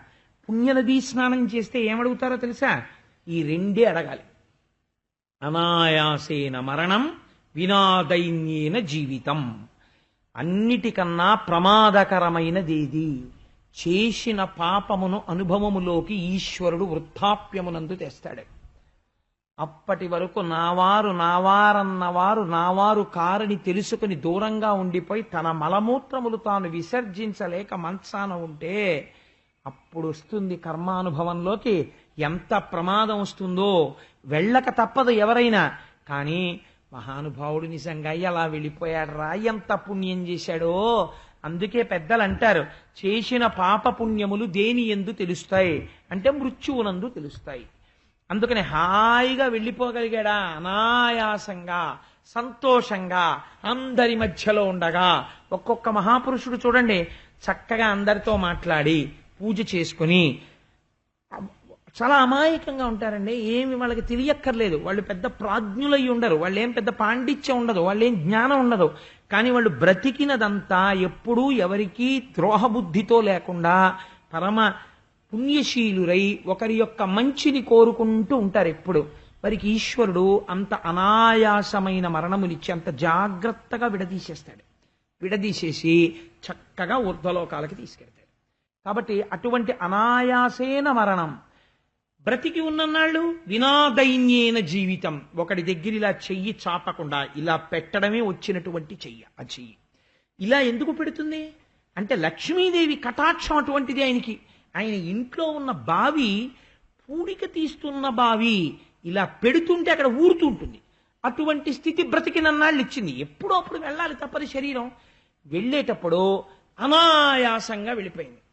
రెండో రోజు ఊళ్ళో వాళ్ళందరూ అన్నారు, అమ్మమ్మమ్మ మహాపురుషుడు వెళ్ళిపోయాడండి అన్నారు. అని కొన్ని వేల కుటుంబాలు అన్నం తినడం మానేశాయి. అలా వెళ్ళిపోయాడు. అనాయాసేన మరణం వినాదైన్యేన జీవితం. ఇవి ఎప్పుడు వస్తాయి? నీ వెనకాతలే సర్వేశ్వరుడు ఉన్నాడని నువ్వు పూనికతో ఉండి ప్రవర్తించగలిగితే చాలు. వాడు ఉన్నాడు, నేను చేస్తున్న ప్రతి పని వాడు చేయిస్తున్నాడు, నువ్వు తప్పు చెయ్యి, నువ్వు తప్పని అంగీకరించి చెయ్యాలంతే. ఈశ్వరుడు ఉన్నాడు అని నువ్వు అస్తమానం అంటున్నావు అనుకో, నువ్వు తప్పు చేసే ముందు కూడా ఈశ్వరుడు చూస్తున్నాడా చూడలేదా? ఇప్పుడు కళ్ళకు గంతలు కట్టుకున్నాడు, నన్ను చూడలేదు, గోపాలకృష్ణ గారి ఇంట్లో ఉన్నాడు దేవుడు, కాబట్టి ఇప్పుడు నేను తప్పు చేసేయచ్చు అని నువ్వు అనలేవు. సర్వాంతర్యామి, ఇప్పుడు నేను తప్పు చేస్తున్నాను, ఇది కూడా ఆయన చూస్తున్నాడు, ఆయన చూస్తుండగానే నేను తప్పు చేస్తున్నాను అని నువ్వు అనుకుని చేసి క్షమార్పణ చెప్పారనుకోండి ఒకసారి ఒక తప్పుకి, మీరు మళ్ళీ చేయండి అలాగే, అప్పుడు సిగ్గేసేస్తుంది. ఎలా చేస్తాం? ఒకసారి చేసాం, ఏదో క్షమార్పణ చెప్పాం, ఇలా అస్తమానం చేస్తూ ఆయన చూస్తున్నాడే, రాసుకుంటున్నాడే, ఎలా చేస్తాం ఈ తప్పులు? కాబట్టి ఏమైపోతుంది? తప్పు చేయడమే పోతుంది అంతే కదండి. అసలు ముందు ఇక్కడ విశ్వాసం ఉండాలి. ఉంటే ఎలా చేయగలరు మీరు? వాడు చూస్తున్నాడన్న భయం ఒకటి మీ లోపల ఉండిపోతుంది. కాబట్టి ఇది అఘాసుర వధ అంటే ఇంత పరమోత్కృష్టమైనది. ఇప్పుడు ఎవరు బ్రతికించగలిగారు? ఈశ్వరుడు బ్రతికించగలిగాడు. తెలియదు పాపం ఆయనకి పాపకర్మ అని, కానీ భగవంతుడు ఉన్నాడన్న నమ్మకంతో ఆ పాపకర్మలోకి వెళ్ళిపోయాడు. ఆయనకి తెలియదు అది నిజంగా పాపకర్మ అని తెలిస్తే చేయడు, తెలియక చేశాడు ఆయన. కానీ ఇప్పుడు తెలుసుకున్నాడు అది పాపకర్మ అని, చేయడు. ఇప్పుడు ఎవరు రక్షిస్తారు? ఈశ్వరుడు తన కరుణార్ద్ర హృదయముతో కూడిన దృక్కులు ప్రసరిస్తాడు, ఈశ్వరుడు రక్షించగలడు అని అఘాసుర వధ మనకందరికీ కూడా చిరస్మరణీయమై నిత్యస్మరణీయమై ప్రతిరోజు భగవంతుని యందు పూనికనిపించి ఈశ్వరుడు మనని అనుగ్రహించగలిగిన స్థితిని ఆవిష్కరిస్తుంది. ఇప్పుడు ఈ పిల్లలందరూ బయటికి వచ్చారు. ఇక్కడ శుకుడు పరీక్షిత్తుకి భాగవతం చెప్తూ ఒక చిన్న మెలిక పెట్టి వదిలేశాడు. ఆయన అన్నాడు, దీన్ని కౌమార పౌగండలీలా అంటారు అన్నాడు. పరీక్షిత్తు ఒప్పుకోలేదు. అలా ఎందుకంటారు అన్నాడు. కౌమారం అంటే 5వ ఏడు వచ్చే వరకు ఉన్న వయస్సుని కౌమారం అంటారు. 6వ ఏడు దాటితే పౌగండం అంటారు. 1 సంవత్సరం పూర్తయిపోతాయి. మరి కౌమారంలో జరిగింది పౌగండంలో ఎలా చెప్పారు పిల్లలు? 5వ ఏట ఇది జరిగింది పిల్లలందరికీ ఈ కథ. ఈ పిల్లలందరూ ఇంటికి వెళ్ళిపోయేటప్పటికీ ఈ మరణించినటువంటి అఘాసురుడి యొక్క శరీరం శుభ్రంగా ఎండిపోయి ఒక గుహలా అయిపోయింది, పిల్లలు ఆడుకునే గుహలా. అంత ఎండిపోయింది, దుర్వాసన కూడా లేదు. ఇంత ఎండిపోయిన తర్వాత ఈ పిల్లలు ఇంటికి వెళ్ళి చెప్పారు, 1 ఏడాది పాటు ఈ పిల్లలు ఇంటికి వెళ్ళలేదు అన్నాడు. అందుకని దీని పేరు కౌమార పౌగండలీల. అంటే పరీక్షిత్ అన్నాడు, ఆగండి ఆగండి ఆగండి ఆగండి, అలా మీరు వెళ్ళిపోవద్దు, ఇది నాకు చాలా ఆశ్చర్యంగా ఉంది, ముందు నాకు ఇది వివరణ చెయ్యాలి. కౌమారమునందు జరిగిన విషయం పౌగండములో ఎందుకు చెప్పారు? 1 ఏడాది పాటు పిల్లలు ఇంటికి ఎందుకు వెళ్ళలేదు? నాకు ఈ కథ చెప్పవలసింది అన్నాడు. ఆర్తి కలిగిన శిష్యుడుంటే గురువుకి ఉత్సాహం వస్తుంది. ఆయన అన్నారు, నీ యొక్క ఆనందాన్ని చూస్తే నాకు తప్పకుండా చెప్పాలనిపిస్తోందయా, విను. ఈ పిల్లల్ని బ్రతికించిన తరువాత కృష్ణ పరమాత్మ వీళ్ళందరినీ తీసుకుని బృందావనం లోపలికి వెళ్ళిపోయారు. ఆవులు దూడలు గోపాల బాలురు వాళ్ళందరూ మేము అందులోకి వెళ్ళాం, మేము చచ్చిపోయామో నువ్వు బతికించావో ఇవేం అడగరు వాళ్ళు. వాళ్ళకి కృష్ణుడు ఉన్నాడు అంతే పూనిక. మళ్ళీ వెళ్ళిపోయారు అంతే. వెళ్ళిపోయారు, హాయిగా ఆడుకుంటున్నారు. చిత్రం ఏమిటో తెలుసా అండి, 2 అయింది, 3 అయింది. ఇది కూడా ఆశ్చర్యం అండి. మీకు భక్తి పూజ ఎక్కడో ఉండవు. ఇక్కడ ఆకలి వేసింది అనుకోండి, ఇక్కడ ఆకలి వేయగానే ఓహ్ ఈశ్వరుడు ఇంద్రియములకు శక్తిని కల్పించడం కోసమని వైశ్వానర హోమం చెయ్యమని అడుగుతున్నాడు. కాబట్టి నేను ఒక్కసారి స్నానం చేయడమో లేకపోతే కాళ్ళు చేతులు మొహమో కడుక్కుని ఈశ్వరుడికి నేను తృప్తిపరచాలి అని మీరు 5 మాటలు ప్రాణాయిస్వాహ అపానాయిస్వాహ అని తీసుకుని భోజనం చేశారనుకోండి, యజ్ఞము చేసినట్టు. ఆ ఇంట ప్రతిరోజు సోమయాజి తిరుగుతున్నట్టు. ఎందుకంటే ఆయన తీసుకున్నది అందుకు తీసుకున్నాడు. ఇక్కడ వైశ్వానరుడు ఉన్నాడు, ఆయన ఆకలిస్తూ అలా ఉండకూడదు. కాబట్టి ఆ వైశ్వానరాగ్నికి నేను హోమం చేస్తున్నానని తిన్నాడు. ఇప్పుడు ఆయన పూజ అస్తమానం చేస్తున్నాడా లేకపోతే ఎప్పుడూ చేస్తున్నాడా? మీకు దొరకడం, ఎప్పుడూ చేస్తుంటాడు. అదే గమ్మత్తు. కాబట్టి ఇప్పుడు వీళ్ళకి చిత్రం ఏమిటో తెలుసా అండి, మాకు ఆకలేసింది అని వీళ్ళు అనరు, వీళ్ళకి ఆకలేసింది అని కృష్ణుడు చెప్పాలి. నిజమే, మనకి అంతే, కృష్ణుడే చెప్తాడు. మనం ఆదమరిచి తిరుగుతుంటే ఆకలేస్తుంది. ఆకలేస్తే ఎవరు చెప్పారు? కృష్ణుడు చెప్పాడు. అయ్యో ఎండలో తిరిగావు, అక్కడికి వెళ్ళావు, ఇక్కడికి వెళ్ళావు, నీకు ఆకలేస్తోందిరా, నువ్వు ఏదైనా తిను అని పరమాత్మే చెప్తాడు, కృష్ణుడే చెప్తాడు. కాబట్టి ఇప్పుడు కృష్ణుడు ఏమన్నాడు వీళ్ళందరితో, ఒరే మంచి ఎండలో తిరిగావురా ఇప్పటిదాకా, ఎండన్ రగ్గితిరా అకటంబడితిరా ఇంకేలా విలంపింపక రెండో బలకులార చల్ది కుడవన్ రంజస్థలం బిక్కడి దండన్ లేగలు నీరు త్రావి ఇరమందం బచ్చి కల్మేయుచున్ దండంబై విహరించుచుండ అరమంద ప్రీతి భక్షింతమే అన్నాడు. ఒరే మీరు ఇప్పటిదాకా ఎండలో తిరిగారు, బాగా ఆకలిస్తోంది, దాహం వేస్తోంది, మనం చల్దులు తెచ్చుకున్నాం కదా, రండి ఆ తెచ్చుకున్నటువంటి చల్దులన్నీ మనం కూర్చుని చక్కగా తిందాం అన్నాడు. వీళ్ళకి ఒక ఆశ్చర్యకరమైనటువంటి లక్షణం ఉంది. వీళ్ళు ఎలా తింటారో తెలుసా అండి, అమ్మయ్య కృష్ణ అయితే తినేద్దామని చెప్పి, ఒరే నేను కొంచెం అక్కడ కూర్చొని తింటాను, మీరు అలా కూర్చొని తినండి, మీరు అలా కూర్చొని తినండి అని ఎవడి మానాన వాడు వెళ్ళి ఎవడి క్యారేజీ వాడు ఇప్పుకుని వాడు కూర్చుని తినరు. వీళ్ళు తినేటప్పుడు వీళ్ళకి ఒకటి ఉండాలి. ఏమిటి ఉండాలో తెలుసా అండి, డైనింగ్ టేబులే ఉంటుంది కానీ ఎదురుగుండా ఏదో ఒక భగవన్ మూర్తి ఉంటుంది, ఆయనతో కలిసి తింటున్నాడు తప్ప తాను తింటలేదు. ఈశ్వరుడు తాను నివేదన చేసినది ఈశ్వరుడు స్వీకరించి నవ్వుతున్నాడు. నేనే ఇచ్చాను రా వంకాయ కూర, నేనే ఇచ్చాను బంగాళదుంపల వేపుడు అంటుంటే ముద్ద తింటుంటాడు, తలెత్తితే ఆయన కనపడుతుంటాడు ఎదురుగుండా, ఈశ్వరుణ్ణి చూస్తూ తాను తింటుంటాడు. అది సంస్కారం, అలా ఉండాలి ఇల్లు. కాబట్టి అది యజ్ఞం, అలా తినగలిగితే వాడు యజ్ఞం చేసినట్టు. కాబట్టి ఇప్పుడు వీళ్ళందరూ ఎలా కూర్చున్నారు, జలజాంత స్థిత కర్ణికంతిరిగిరా సంఘంబులయ్యున్న రేకుల చందంబున కృష్ణునింతిరిగిరా కూర్చుండి వీక్షించుచన్ శిలలున్ పల్లవముల్ తృణంబులు లతల్ చిక్కంబులు పువ్వులాకుల్ కంచంబులుగా భుజించిరటన్ గోపార్భకుల్ భూవరా. ఎందులో తింటున్నాం వాళ్ళకి లెక్కలేదు, ఏమి తింటున్నాం అసలు లెక్కలేదు. వాళ్ళు ఎలా తినాలి, జలజాంత స్థిత కర్ణికంతిరిగిరా సంఘంబులయ్యున్న రేకుల చందంబున కృష్ణునింతిరిగిరా కూర్చుండి వీక్షించుచన్. తామర పువ్వు బాగా ఇలా విచ్చుకుందనుకోండి, రెక్కలన్నీ ఇలా వంగుతాయి చక్కగా, ఒక రేకుకి పైకి ఇలా రేకు అలా విచ్చుకుని మధ్యలో మాత్రం ఆ కర్ణిక నిలబడుతుంది. ఈ కర్ణికకి చుట్టూ రేకులన్నీ విచ్చుకుంటాయి. అలా కృష్ణ కృష్ణ నువ్వు మధ్యలో ఉండు కృష్ణ, నువ్వు మధ్యలో ఉండు కృష్ణ అన్నారు. వీళ్ళందరూ కృష్ణుడి చుట్టూ కూర్చున్నారు. వీళ్ళు తినేటప్పుడు ఎందులో తింటున్నాం వాళ్ళకి అనవసరం, వాళ్ళు గోపాల బాలురు, వాళ్ళకేం శౌచ్యం తెలియదు. వాళ్ళకి తలగడిగితే కాళ్ళు గడగరు, కాళ్ళు గడిగితే తలగడగరు. కాబట్టి వాళ్ళు ఏం చేస్తున్నారు, ఎందులో తింటున్నారు, శిలలు. ఒకడు రాయి ఎట్టుకొచ్చాడు, ఎంత బాగుందో రాయి, దీని మీద తింటాను అక్కడ పెట్టుకున్నాడు. పల్లవముల్ ఒకడు 4 చిగురుటాకులు కోస్తే ఇచ్చాడు, ఆ 4 చిగురుటాకులు వేసుకున్నాడు, చిగురుటాకుల మీద పెట్టుకున్నాడు. తృణంబులు ఒకటి కాస్త గడ్డి కోస్తే ఇచ్చాడు, ఆ గడ్డి ఆ కంచాలనా వేశాడు, దానిలో పెట్టుకున్నాడు. చిక్కంబులు ఒకడైతే క్యారేజీ తీసుకొచ్చినటువంటి చిక్కాన్ని పరుచుకుని ఆ చిక్కం మీద తినేస్తున్నాడు. లతల్ చెట్లకి అల్లుకున్నటువంటి పెద్ద పెద్ద తీగలలో ఒక తీగ కోశాడు, తీగ కోసి ఆ తీగను చుట్టుకున్నాడు ఒకడు. ఆ లతల్ పువ్వులు పెద్ద పువ్వు ఒకటి తెచ్చాడు, ఆ పువ్వు అక్కడ పెట్టుకుని పువ్వులో పెట్టుకు తింటున్నాడు వాడు. పువ్వులు ఆకులు నాకు చాలా ఇష్టం అండి. భాగవతం చెప్పిన వాళ్ళకి ఇదొక ఉత్సాహం ఏర్పడుతుందో ఏమిటో. ఎప్పుడైనా కారులో విశాఖపట్నం వెళితే పెద్ద పెద్ద చెట్లతో ఉంటాయే రోడ్డుకి పక్కన, ఎవ్వరూ దాంట్లోకి వెళ్ళరు. అలాంటి పెద్ద పెద్ద చెట్లు ఉన్నటువంటి వనంలోకి వెళ్ళి కారులో వెళ్ళేటప్పుడే టిఫిన్ చేసుకుని పట్టుకెళ్ళిపోయి ఆ చెట్ల కింద కూర్చుని టిఫిన్ తిన్నామంటే ఎంత ఇష్టం.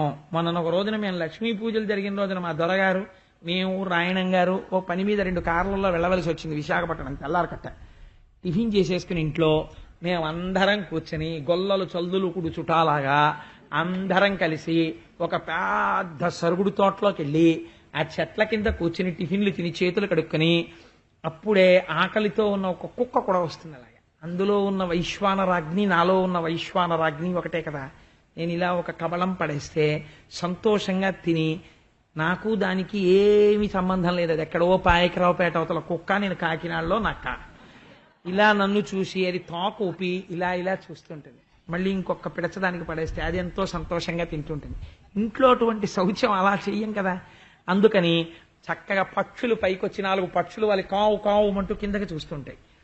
ఇవన్నీ చూస్తుండగా ఓ చెట్టు మొదట్లో కూర్చుని కాస్త ఇంట్లో చేసినటువంటి మురంసద్ది తినేసి అది అక్కడ పడేసి, ఒకసారి రుద్రాధ్యాయంలో ఒక మాట అంటారు, హరికేశాయోపవీతినే పుష్టానాం పతయే నమో నమో వృక్షేభ్యో హరికేశాయోపవీతినే.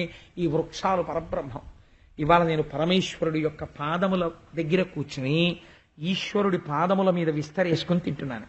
నేను కదిలితే ఆకు చిరిగిపోతుందని ఈశ్వరుడు అలా నించున్నాడు పాదాల మీద. ఆయన పాదాల మీద పెట్టుకు తిన్నాను. ఈశ్వర నమస్కారం అని మళ్ళీ కారెక్కి విశాఖపట్నం వెళ్ళిపోవడం, అదొక గొప్ప సంతోషం. అలా వాళ్ళందరూ కూడా శిలలున్ పల్లవముల్ తృణంబులు లతల్ చిక్కంబులు పూవులు ఆకుల్ కంచంబులుగా భుజించి రచటన్ గోపార్భకుల్ భూవర. ఆ గోపార్భకులందరూ కూడా కృష్ణ పరమాత్మతో కలిసి చుట్టూ కూర్చున్నారు. కూర్చుని వాళ్ళు తెచ్చుకున్న పదార్థాలన్నీ వీటిలో పెట్టుకున్నారు. పెట్టుకుని తినడం మొదలుపెట్టారు. తినడం మామూలుగా తింటే వేరు, పోని పెట్టుకున్నదేదో అలా పెట్టుకుని నిశ్శబ్దంగా కూర్చుని ఎవరిది వాళ్ళు తినేసాడు అనుకోండి వేరు. వాళ్ళు ఎలా తిన్నారో తెలుసా అండి? మాటి మాటికి వ్రేలుమడిచి యూరించుచు ఊరగాయలు తినుచుండునొకడు. ఒకడు ఆవకాయి మాగాయి తొక్కుడు పచ్చడి తెచ్చాడు. నేను 3 పచ్చళ్ళు తెచ్చుకున్నాను, ఒక్కొక్కళ్ళ ఇంట్లో ఊరగాయ గుమగుమలాడిపోతుంది. ఇక్కడ ఆవకాయ ముక్క, ఇక్కడ మాగాయ ముక్క, ఇక్కడ తొక్కడి పచ్చడి ముద్ద పెట్టుకుని వాళ్ళు తినడం చిత్రంగా ఉంటుందండి. అసలు ఎడంచే ఈ దూష్యం పూజ ఎందు కానీ భోజనం నందు కానీ. వాడు ఆ పెరుగు ముద్దోటి తీసుకుని ఆ చల్ది ముద్ద ఎడం చేతిలో పెట్టుకున్నాడు. పెట్టుకుని అస్తమానం ఆ వేలు దగ్గర ఆవకాయ ముక్క ఇలా చూపించే, ఎవరే నువ్వులు పిండి ఆవకాయ అన్నం అని నాకుతుండను. అలా ఊరించుచు ఊరగాయలు తినుచుండునొకడు. ఒకడేమో అలా ఊరగాయలు తింటున్నట్టే. ఒకని కంచములో నిదొడిసి చెయ్యన మృంగి చూడలేదని నోరు చూపునొకడు. ఒకడేమో ఇలా చూడండి రావురే నా ఆవకాయని ఇలా చూపిస్తుంటే వీడి కంచంలో ఉన్న ఇంకో ఆవకాయ పెచ్చో తొక్కుడు పచ్చడి ముద్దో తీసి గుటుక్క అని మింగేసి, రే నా తొక్కుడు పచ్చడి తినేసావంటే నేనెక్కడ తిన్నాను అని నోరు చూపించేవాటి ఇంకోడు పక్కన ఉన్నవాడు. ఏగురార్గుల చల్దు లెలమి బంధిదమాడి కూర్కొని కుడుచునొకడు. వాడేదో పాపం ఇంత గడ్డి విస్తరేసుకుని కొంత చద్దన్నం పెట్టుకుని నేను పచ్చడి ఎట్టుకోవడానికి ఇంకో కొంచెం గడ్డి తెచ్చుకుంటానని 4 పక్కకి వెళ్ళారు. వీడు ఈ 4 చద్దన్నంలోంచి కొంత కొంత తీసేసి 5-6 తినవలసినంత ముద్ద నోట్లో కుక్కేసుకున్నట్ట. కుక్కేసుకుని మింగుడు పడద్దు వాళ్ళు వచ్చేటప్పటికి అని పెట్టుకుని తినేస్తున్నాడు. వాళ్ళు వచ్చి ఊరే మా చద్దన్నం తగ్గిపోయింది ఏంట్రా అంటే 5-6 చద్ది వాడు నోట్లో పెట్టేసుకున్నాడు. పెట్టుకుని వాడు ఎగురార్గుల చల్దు లెలమి బందిదమాడి కూర్కొని కుడుచునొకడు. ఇన్నియుండగా బంచియుడుటని చెలితనమనుచు బంతెన గుండులాడునొకడు. వీడు చాలా తెలివైన వాడు ఎవడో కానీ ఈ గోపాల బాలుడు వాడన్నట్ట, రే అలా తినకూడదు కదా, నేను బంతెన గుళ్ళు తింటానే అన్నట్ట. అంటే వీడు తెచ్చింది ఏదో తక్కువ అనమాట. అందుకని ఒక్కొక్కడి విస్తరి దగ్గరికి వెళ్ళడం, బంతెనగుళ్ళు రా నీ దాంట్లో కొంచెం నేను తినాలన్నమాట అండం. అక్కడికి వెళ్ళి ఏ లడ్డూయో కొబ్బరుండో వీడి తినేయడం. పక్క విస్తరి దగ్గరికి వెళ్ళడం, అక్కడదో పిసర నోట్లో పడేసుకోవడం. ఇక్కడికి వెళ్ళడం, ఇక్కడదో పిసర నోట్లో పడేసుకోవడం. విశాఖపట్నంలో మా బంధువు ఒక ఆవిడ ఉండేది. అన్నం తినమంటే తినేది కాదు. అందరూ భోజనాలు ఎట్టుకుంటే వాళ్ళ కంచంలో పప్పు ముద్ద, వీళ్ళ కంచంలో కూర ముద్ద తినేసేస్తుండేది. అలా బంతిన గుళ్ళు ఆడుతూ, బంతిన గుళ్ళు అంటే అందరి విస్తరలోది కొంచెం కొంచెం తీసుకుని నోట్లో పడేసుకుంటూ ఉండడం. అలా ఒకడు వచ్చి అందరి విస్తరలోది తినేస్తున్నట్ట. అసలు వాడి క్యారేజీ విప్పడు, వాడి చిక్కం విప్పడు. బంతిన గుళ్ళు తింటున్నాను రాని ముందు అందరి దగ్గరవి తింటున్నాడు చక్కగా వాడు వచ్చి. కృష్ణుజూడు మన చుగ్గి కురించి వరు మ్రోల మెలిబక్ష రాసి మొసగునొకడు. ఒకడేమో ఒరే కృష్ణుడు చూడరా ఎలా ఉన్నాడో ఆ ఆవకాయ ముక్కలు అట్టుకుని అనేవాడు. ఇలా కృష్ణుడి వంక చూసేటప్పటికి వీడి విస్తట్లో తినేసేవాడు వాడు. నవ్వునొకడు, ఒకడు నవ్వాడు. సకుల నవ్వించునొకడు. ఒక్కొక్కడు చాలా గమ్మత్తుగా ఉంటుంది. ఒక్కొక్కడిని మీరు చూడండి, సమాజంలో వాళ్ళు మాట్లాడుతుంటే చాలా నవ్వు వస్తుంది, కానీ వాళ్ళు అస్సలు నవ్వరు, నవ్వకుండా నవ్విస్తారు. అలా సకుల నవ్వించునొకడు, స్నేహితుల్ని నవ్విస్తున్నాడు ఒకడు. ముచ్చటాడునొకడు, ఒక్కొక్కడికి అసలు ఎక్కడా నోరు ఆగదు, అలా మాట్లాడుతూనే ఉంటాడు. ఆఫీసులో ఆగదు, ఇంట్లో ఆగదు, స్కూటర్ మీద ఆగదు, అన్నం తింటూ ఆగదు, టిఫిన్ తింటూ ఆగదు, అలా మాట్లాడుతూనే ఉంటాడు ఒక్కొక్కడు. అందుకని ముచ్చటాడునొకడు. అందుకని చెప్పి వాడేమో అలా ముచ్చట్లు ఆడుతున్నాడు, ఏమో చెప్తున్నాడు. మురియునొకడు. అయితే అలా మాట్లాడేవాడికి విని మురిసిపోయేవాడు కూడా వాడు ఉండాలి, విసుక్కోకూడదు. అందుకని వాడు మురియునొకడు. ఆ మాటలు విని ఒరే భలే ఉందిరా నవ్వుతూ తింటున్నాడు వాడు. ఇన్ని రకాలుగా వీళ్ళందరూ అన్నం తింటుంటే కృష్ణుడు మరి ఓ పక్కన కూర్చుని తినడానికి లేదు, వీళ్ళందరికీ కనపడాలి ఎదురుగుండా. కృష్ణుణ్ణి చూస్తూ తింటారు వీళ్ళు. వీళ్ళకి తినడం చేత కడుపు నిండదు, కృష్ణుణ్ణి చూస్తూ తినడంలో కడుపు నిండుతుంది వీళ్ళకి అదో గమ్మత్తు. కాబట్టి కడుపున దిండుగా కట్టిన వలువలో లాలిత వంశనాళంబు జనిపి విమల శృంగంబును వేత్రదండంబును జారిరా నీకడా సంక నిరిగి మీగడ పెరుగుతో మెళవించిన చల్ది ముద్ద ఆవలి చేతన నయనునిచి చలరేగి కొసరి తెచ్చిన ఊరగాయలు వేళ్ల సందులను తాన నయనునిచి సంగడీల నడుమ చక్కగా కూర్చుండి నర్మభాషణముల నగవు నెరపి యాగభోక్త కృష్ణుడు అమరులు వెరగొంద శైశవంబు మెరసి చల్ది కుడిచే. ఏమి చిత్రం! అందరి మధ్యలో నిలబడి కృష్ణ పరమాత్మ తన మీదున్నటువంటి ఉత్తరీయం తీసి ఇలా నడుముకి కట్టి అందులోకి వేణువుని దోపి ఆ ఆవుల్ని తోలే కర్ర, ఊదే కొమ్ముబూర రెండు ఎడమ చంకలో పెట్టుకునిలాగా ఈ ఎడమ చెయ్యి పెట్టుకుని అందులో తెచ్చుకున్న చద్దెన్నపు ముద్ద పెట్టుకుని వీళ్ళందరూ కూడా తాము తింటూ, ఒరే కృష్ణ నువ్వుల పిండి ఆవకాయ మా ఇంట్లో ఎంత బాగుందో నువ్వు తిను అని చెప్పి వీడు నాకేసిన ఆవకాయ ముక్క కొట్టిస్తాడు. ఆ ఆవకాయ ముక్క మాగాయ ముక్క వేళ్ల సందులో పెట్టుకుని ఈ మాగాయ ముక్కతో నంచుకుని కూర్చుని ఎడమ చేతిలో పెట్టుకున్న చద్దెన్నం, అది నిన్న రాత్రి నిలవబెట్టిన అన్నం, ఇవాల్టిది కాదు, నిలవ ఉన్న పదార్థం ఈశ్వర నివేదన మనకే పనికిరాదు. అందుకే ఒక్క బెల్లం ముక్కకి మాత్రమే అర్హత, దానికి నిలవ దోషం లేదు. బెల్లం ముక్క ఎప్పుడైనా నైవేద్యం పెట్టేయచ్చు. కాబట్టి అలా ఎడం చేతిలో పెట్టుకుని తింటున్నాడు ఎవరు? యాగభోక్త కృష్ణుడు అమరులు వెర్రగొంద. ఆయన యాగభోక్త, మామూలుగా పెడితే తినడు. యాగం చేసి ఓం నమో నారాయణాయ స్వాహ అని మంత్రం చెప్పి ఆ శృక్కుతో స్రవంతో వాటితో ఆ నీతిని పోస్తే, హవిస్సు వేస్తే అగ్నిముఖంగా మాత్రమే స్వీకరించేటటువంటి పరమాత్మ ఇవాళ గోపబాలురందరితో కలిసి ఎంగిలి ఆవకాయ ముక్కలు నంచుకుని తింటున్నాడు. తింటుంటే వీళ్ళు తింటూ ఎడంచై కింద పెట్టి భూమి మీద, కృష్ణ మా ఇంట్లోంచి తెచ్చిన చద్ది ముద్ద ఎంత కమ్మగా ఉందో తినని వీడు సగం తిన్న తరువాత ఎంగిలి చేతితో ముద్ద తీసి కృష్ణుడికి పెడితే చాలా బాగుందిరో నవ్వుతూ తింటున్నాడు. ఇలా యాగభోక్త శ్రీకృష్ణ పరమాత్మ తింటుంటే అమరులు దేవతలందరూ అన్ని లోకాల నుంచి వచ్చేశారు. ఏం ఆశ్చర్యం రా! యజ్ఞయాగాది క్రతువులు చేస్తే తప్ప హవిస్సు స్వీకరించని పరమాత్మ గోపాల బాలురతో కలిసి స్నానము చెయ్యకుండా సద్దన్నం పట్టుకొచ్చి తము ఎంగిలి చేసి పెట్టింది పరమాత్మ తింటున్నాడు. ఇంతమంది మధ్యలో కూర్చుని శౌచము లేకుండా ఆకుల్లో పువ్వుల్లో చిక్కాల్లో పెట్టింది తింటున్నాడు ఈశ్వరుడు. ఏమాశ్చర్యమని వాళ్ళందరూ తెల్లబోయి చూస్తున్నారట. రంభాది అప్సరసలైతే పొంగిపోయి నాట్యాలు చేసేస్తున్నారట. దేవతలందరూ గోవిందా గోవిందా నరుస్తున్నారట ఆనందంతో. ఏమి సులభుడో అయిపోయావు ఇవాళ భూమండలం మీదని. ఈ అల్లరికి సత్యలోకంలో ఉన్న బ్రహ్మగారి చెవున పడ్డ ఈ మాటలు పడి, ఏమిట్రా ఇంత అల్లరి, పిల్లలు ఇంత గట్టిగా కేకలేస్తున్నారు, ఇదేదో చూసి రావాలని ఒక్కసారి సత్యలోకంలోంచి బయటికి వచ్చాడు. బయటికి వచ్చి చూశాడు భూమండలం మీదకి. చూసేసరికి ఈ పిల్లలందరితో కలిసి తింటున్నాడు. ఎందుకు అరుస్తున్నారు వీళ్ళని అడిగాడు. ఆయనే అఘాసురుణ్ణి వధించి పిల్లల్ని బ్రతికించి వాళ్లతో కలిసి తింటున్నాడు కృష్ణుడు అన్నారు. అనుమానం వచ్చింది ఆయనకి. ఏమిట్రా, ఈ ఎంగిలి ముద్దలు ఎడంచేతిలో పెట్టుకుని తింటున్నవాడు పరబ్రహ్మ, వీడు బతికించాడా అఘాసురుడి కడుపులోకి వెళ్ళిపోయిన వాళ్ళని? యాగముల యందు తప్ప హవిస్సు స్వీకరించని పరబ్రహ్మము ఇంత సులభుడైనాడా? ఇది నేను నమ్మను, పరబ్రహ్మము కాదు అనుకున్నాడు. ఎలా?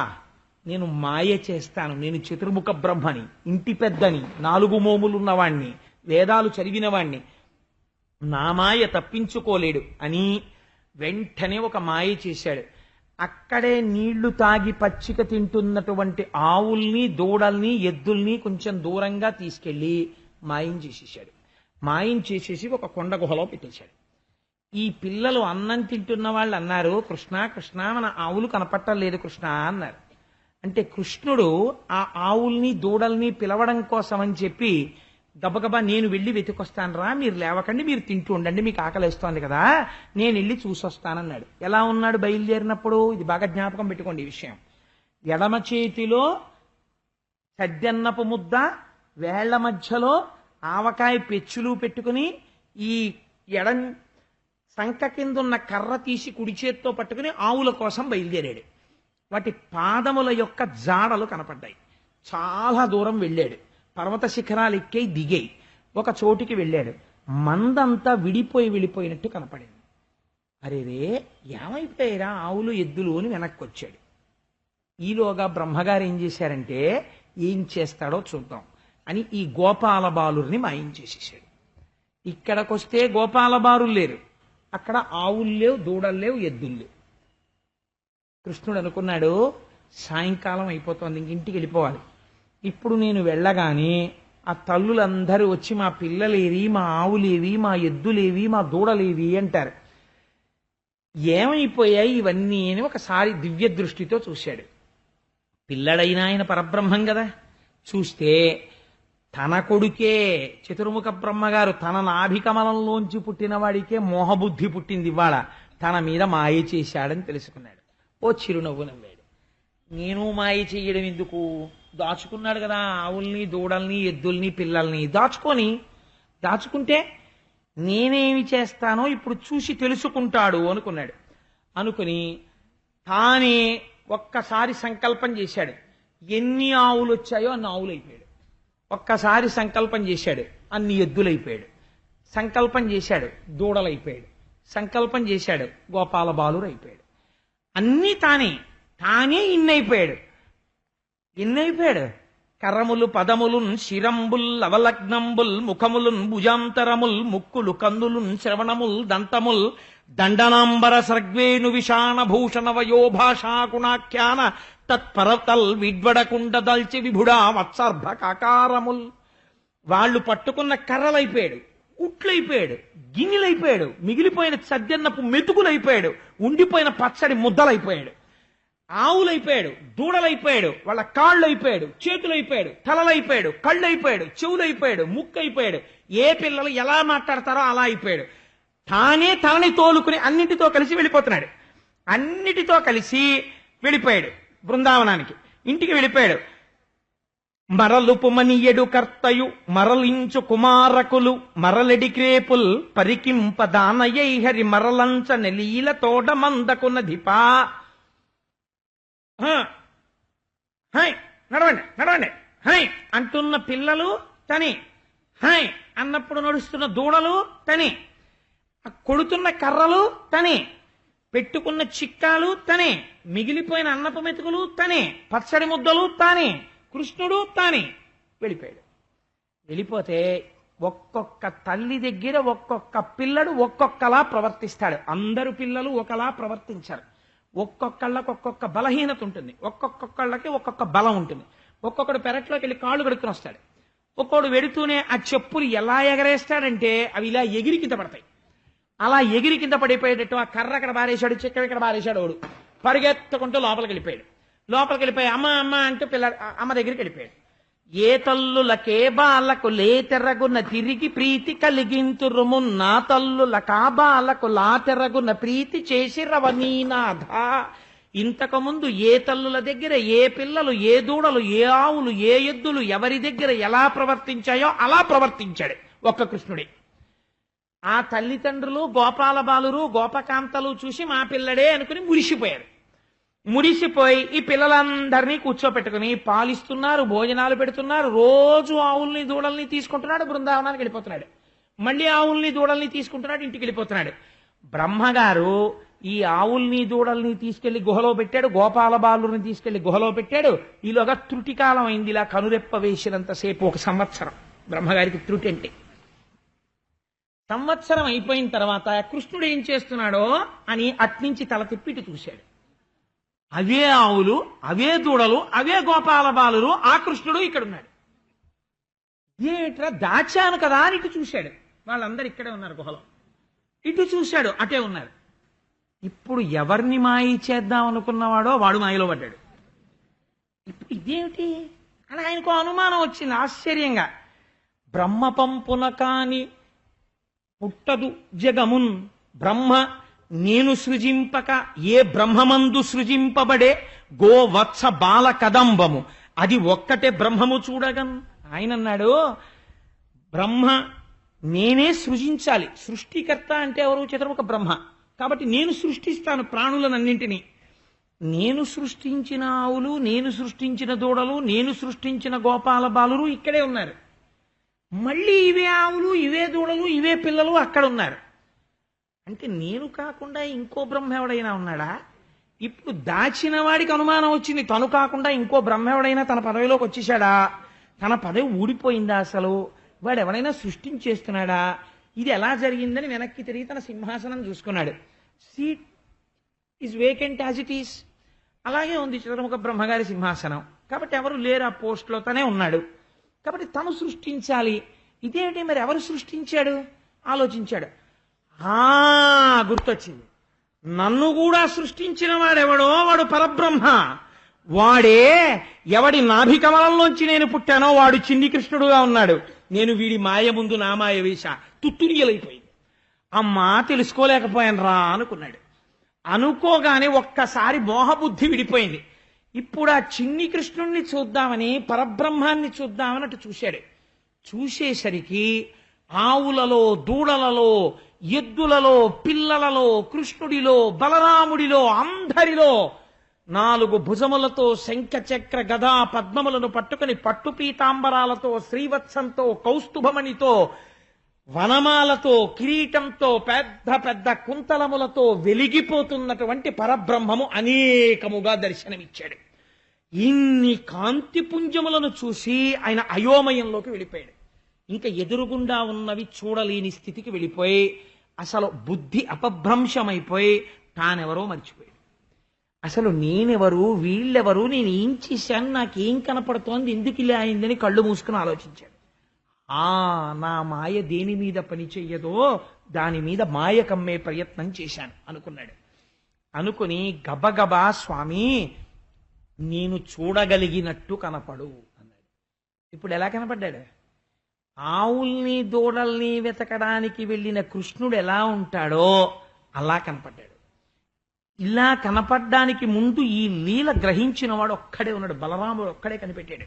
ఆవులు దూడలు పిల్లలు తల్లిదండ్రులు ఇంత ప్రేమతో, రెట్టించిన ప్రేమతో ఎందుకుంటున్నాయి? ఏదో తేడా జరిగిందని తమ్ముడిని అడిగాడు రోజున. చెప్పేశాడు నేనే అన్నయ్యా, ఇలా అయిపోయాను, ఇవన్నీ నేనే అన్నాడు. కాబట్టి యథార్థంగా నేను ఒక మాట చెప్పనండి, ఇప్పుడు ఈ సభంతా ఎవరు? కృష్ణుడే. ఇన్ని మూర్తులుగా ఉన్నవాడెవరు? వాడొక్కడే ఉన్నాడు. అద్వైత సిద్ధిని ఆవిష్కరిస్తున్నారు. అందుకే ఈ లీల పరమోత్కృష్టమైన లీల అంటారు, కౌమార పౌగండ లీల అని. ఇది వింటే సామాన్యమైన ఫలితం కాదండి. దీనికి ఫలశ్రుతి ఏమని చెప్పారో తెలుసా? కోరుకున్న కోరిక తీర్చేస్తాడని చెప్పారు ఈ లీల వింటే. నేను చెప్పడానికి యోగ్యుడను అని అనుకున్నవారు ఎంతమంది ఉంటే అంతమంది కూడా వాల్టి రోజు ఉపన్యాసం పూర్తయిన తర్వాత ఇలా బయలుదేరి కృష్ణ పరమాత్మ దర్శనం చేసుకుని ప్రదక్షిణంగా ఇలా బయటికి వెళ్ళండి. ఇంత గొప్ప లీల విన్న తర్వాత కృష్ణ దర్శనం చెయ్యకుండా వెళ్ళిపోవడం అంతకన్నా అవివేకం, అంతకన్నా అజ్ఞానం ఇంకొకటి ఉండదు. దానికి తగిన ఏర్పాట్లు కూడా చేసేసారు ఆలయంలో. మీరు చురుకుగా వెళ్ళిపోవచ్చు. నా అజ్ఞానం ఇంకొకటి ఉండదు. దానికి తగిన ఏర్పాట్లు కూడా చేసేసారు ఆలయంలో. మీరు చురుకుగా వెళ్ళిపోవచ్చు. ఆకారమునకు ప్రదక్షిణం చేసి వెళ్ళిపోయినట్టు అవుతుంది. ఒకవేళ ఎవరైనా పెద్దలు అలా చెయ్యలేని వారు ఉంటే వారి యందు నేను చెప్పిన మాట అనువర్తింపబడదు. వారు మానసిక నమస్కారం చేసి వెళ్ళవచ్చు. ఓపికన్నవాడెవరో లేనివాడెవడో ఇక్కడే ఉండి చూడగలిగిన వాడు ఉన్నాడు. వాడి నుంచి మీరు తప్పుకోలేరు. కాబట్టి ఇప్పుడు చతుర్ముఖ బ్రహ్మగారు ఆ కృష్ణ పరమాత్మ దగ్గరికి వచ్చారు. వచ్చి ఆ హంసవాహనం మించి స్వర్ణదండం కింద పడిపోయినట్టుగా పడిపోయాడు. పడిపోయి స్తోత్రం చేద్దాం అనుకుంటున్నాడు. ఎవరిని? సద్ది ముద్ద చేత్తో పట్టుకున్నటువంటి కృష్ణుణ్ణి. నోట మాట రావట్లేదు, కంఠం గాద్గదిగతం అయిపోతోంది. ఇలా లేస్తున్నాడు, చూస్తున్నాడు, మళ్ళీ ఇలా పడుతున్నాడు. పోనీ మనలా ఇలా పడితే సరిపోతుంది ఏమిటి బ్రహ్మగారికి? అలా కుదరదు. ఇలా తిరగాలి. ఒకసారి తిరిగితే ఇటు పేక రెండు ముఖాలు అంటుకుంటాయి, ఆ తర్వాత మళ్ళీ ఇట్లా తిరగాలి, ఈయన రెండు ముఖాలు అంటుకుంటాయి. పితామహుడు ఆయన, మహానుభావుడు, పెద్ద చతుర్ముఖ బ్రహ్మగారు అంటే సామాన్యుడు కాడు, మహాపురుషుడైన మహానుభావుడు. అటువంటి వాడు తలలు తిప్పుతూనే ఉన్నట్ట. ఎవరికి? ఇంతంత పాదాలున్నవాడికి, ఇంతున్నవాడికి. సరిగ్గా మన గురువాయూరప్ప కూడా అలాగే ఉంటారు. అక్కడ ఇంతే ఉంటారు. ఇప్పుడు మీరు వెళ్ళి చూస్తే ఇలా తలలు తిప్పుతున్నట్ట, నమస్కారం చేస్తున్నట్ట. చేసి చేసి చేసి చేసి కంఠం గాద్గదిగం అయిపోయి ఆ కంఠానికి పొర విడిపోయాక అన్నట్ట, శంపాలతికతోడి జలదంబుకైవడి మెరుగుటొల్లియతోడి మెనువాని గుంజావి నిర్మిత కుండలంబులవాని సికిపించెవేష్టిత శిరమువాని వనపుష్పమాలిక వ్రతకంఠమువాని నలినకోమల చరణములవాని కరుణ కడలుగనిన కడగంటివాని గోపాల బాలు భంగి బరగువాని నన్ను కన్న తండ్రిని నిన్ను చూచి మ్రొక్కు ఈశా అని ఆయన మహానుభావుడు కనపడినప్పుడు కూడా గమ్మత్తు ఏమిటంటే, శంపాలతికతోడి జలదంబుకైవడి మెరుగుటొల్లియతోడి మెనువాని. శంపాలతిక అంటే మెరుపుతీగ. మెరుపుతీగతో కూడినటువంటి నల్లటి వర్షాకాలపు మబ్బు ఎలా ఉంటుందో అలాంటి శరీరం, పైన వేసుకున్నటువంటి పట్టు ఉత్తరీయం. శంపాలతికతోడి జలదంబుకైవడి మెరుగుటొల్లియతోడి మెనువాని. ఆ చేతిలో కమనీయ మృదుల అన్న కబళ వేత్ర విషాణ వేణుచిహ్నములతో వెలయువాని. ఏమి శ్లోకం, ఎటువంటి పద్యరచన చేశారండి పోతన గారు. నిజంగా లైవ్ టెలికాస్ట్ ఇచ్చారు. కమనీయ మృదుల అన్న కబళ వేత్ర విషాణ. ఈ ఎడమ చేతిలో సద్యన్నపు పెరుగన్నపు ముద్ద ఉంది, ఈ ఎడమ సంకలో కొమ్ము బూర ఉంది, చేతిలో కర్ర ఉంది, కట్టుకున్న పీతాంబరం ఉంది. చక్కగా ఆ ఇంకా ఆ దూడల్ని వెతకడానికి వెడుతున్నప్పుడు ఉన్నటువంటి ఊరగాయ ముక్కలన్నీ వేళ్ల మధ్యలో ఉన్నాయి. కమనీయ మృదుల అన్న కబళవేత్ర విషాణ వేణుచిహ్నములతో వెలయువాని. ఆ దట్టిలో దోపుకున్న వేణు ఉంది. వీటితో పాటుగా గుంజావి నిర్మిత కుండలంబులవాని సికిపించవేష్టిత శిరమువాని. ఆ ఏనుగు దంతంతో చేయబడినటువంటి కుండలములు పెట్టుకున్నట్టయినా, వాళ్ళ అమ్మకి గొప్ప ఏనుగు దంతంతో చేశారని చెప్పి ఆ కుండలములు పెట్టేది. ఆ కుండలాలు పెట్టుకున్నాడు. చక్కటి నెమలి కోటి పెట్టుకున్నాడు. ఆ నెమలీక పెట్టుకున్నటువంటి కృష్ణ పరమాత్మ వన పుష్పమాలిక వ్రతకంఠమువాని నలినకోమల చరణములవాని. అరణ్యములో దొరికేటటువంటి పద్మములతో కూడినటువంటి పెద్ద తీగను ఒక దాన్ని దండ కింద మెళ్ళో వేసుకున్నట్ట. అటువంటి కృష్ణుణ్ణి, ఎంతంత పాదాలున్నవాణ్ణి, ఇంటింటి పాదాలున్నవాణ్ణి. నలిన కోమల చరణములవాని. పాదరక్షలు కూడా లేకుండా తిరుగుతున్నటువంటి మట్టి కొట్టుకుపోయిన కాళ్లతో ఇంతంత పాదాలున్నవాణ్ణి. కరుణ కడలగొనిన కడగంటవాని. ఆ కంటికి చివర చూపులలో అపారమైన వాత్సల్యం ఉన్నవాణ్ణి. గోపాల బాలు భంగి బరగువాని. గోపాల బాలుళ్ళా తిరుగుతున్నవాణ్ణి. నగు మొగంబువాని నన్ను కన్న తండ్రిని నిన్ను భజింతు మొక్కి స్తుతింతు వేట్కా అని మహానుభావుడు, నువ్వు నాకు ఇలా కనపడుతున్నావయ్యా, నవ్వు ముఖంతో కనపడుతున్నావని కృష్ణుడి యొక్క పాదముల మీద పడి నమస్కరించి స్తోత్రం చేశాడు చతుర్ముఖ బ్రహ్మగారు ఆ రోజున. ఎంత చిత్రమైన మాట అన్నాడంటే, ఈశ్వర నువ్వు మనస్సుకి వాక్కుకి అందేటటువంటి వాడివి కావు. ఈ బ్రహ్మాండములన్నీ నిండి నిబిడీకృతమైపోయిన వాడివి. ఎన్ని బ్రహ్మాండాలున్నాయో తెలియదు అసలు ఈ విశ్వంలో. ఆ బ్రహ్మాండములన్నీ కూడా నీ శరీరమున కంటుకున్నటువంటి ధూళి రేణువులు. అంతటి విరాట్ స్వరూపం ఉన్నవాడివి, అంతటి పరమాత్మవి నా చిన్ని మనస్సులో నువ్వు ఎలా ఇముడుతావు? నేను ఇముడ్చుకోగలనా? నీ గురించి నేను స్తోత్రం చెయ్యగలనా? మనకి ఒక సామెత ఉంటుంది తెలుగులో, పుట్టి బుద్ధి ఎరిగి నాకు ఎన్నడూ తెలియదండి అంటారు. బ్రహ్మగారు చెప్పాడు ఈ మాట కృష్ణుడి దగ్గర. ఏమనో తెలుసా అండి? పుట్టితి బుద్ధి ఎరింగితి పుట్టించితి జగము సగము ఓయను బ్రాయం ఇట్టి వినూతన సృష్టుల పుట్టుట లేదు ఔరా ఇట్టి భూమిలే భూమిన్. స్వామి, పుట్టి బుద్ధిరిగి నేను పుట్టి ఎన్నేళ్ళయిందో ఆయన కనురెప్ప ఇలా వేసి ఎత్తితే సంవత్సరం అయింది అప్పటికి. అలాంటి వాణ్ణి నేను పుట్టి బుద్ధిరిగి నా జీవితంలో సగం కాలం అయిపోయింది. అంటే ఎంత పెద్దవాడో చతుర్ముఖ బ్రహ్మగారు, ఎంతమంది వచ్చి వెళ్ళిపోవడం చూశాడో. ఇప్పటి వరకు స్వామి నేను సృష్టి చెయ్యడమే కానీ ఇంకొకడు సృష్టి చెయ్యడం నేను చూడలేదు. అందుకని మోహానికి గురైపోయాను, నేనే సృష్టి చేసేవాడినని. నిన్ను చూసి ఇంత చిన్న పిల్లవాడివి, నువ్వు పరబ్రహ్మం ఏమిటి అనుకున్నాను. ఆవుల్ని దూడల్ని దాచేశాను. చూసావా, పుట్టి బుద్ధిరిగి నాళ్ళకి నాకు బుద్ధి వచ్చింది ఇంత వయస్సు అయిపోయిన తర్వాత. ఏమి ఆశ్చర్యం స్వామి ఇవాళ. కానీ నా కంటితో నేనేం చూశానో తెలుసా? నేను చేసిన సృష్టికి ప్రతి సృష్టి చెయ్యడాన్ని నా కళ్ళతో చూశాను. నేను దాచిన ఆవులు దూడలు అక్కడున్నాయి, నువ్వు చేసిన ఆవులు దూడలు ఇక్కడున్నాయి. ఇంత పెద్దవాడిని నేను తెల్లబోయేటటువంటి సృష్టిని ఇంత చిన్న పిల్లవాడివి చేశావు. కానీ ఇంత చిన్న పిల్లవాడిలా కనపడుతున్న నీనాభికమలంలోంచి నేను పుట్టాను. ఏమి చిత్రం! నేను పెద్దవాళ్ల తాతలా కనపడుతున్నాను, నువ్వు మనవడిలా కనపడుతున్నావు. కానీ నువ్వు తండ్రివి, నేను బిడ్డని. లోకం నమ్ముతుందా? ఈ భిన్నత్వంలో ఉంది ఈశ్వరతత్వం. ఏమి ఆశ్చర్యం తండ్రి! ఇట్లా చూడగడం ఎవరికైనా చెల్లుతుందా? నాకు చెల్లింది. నేను ఇవాళ నీ బిడ్డడనై నీ పాదముల దగ్గర కూర్చున్నాను, నువ్వు బిడ్డడిలా కనపడుతున్నావు. నేను వేదములు చదువుకున్న వాళ్ళ 4 ముఖాలతో ఉన్నాను, చేతకాని వాళ్ళ వెన్నముద్ద ఎడంచేత్తో పట్టుకుని నువ్వున్నావు.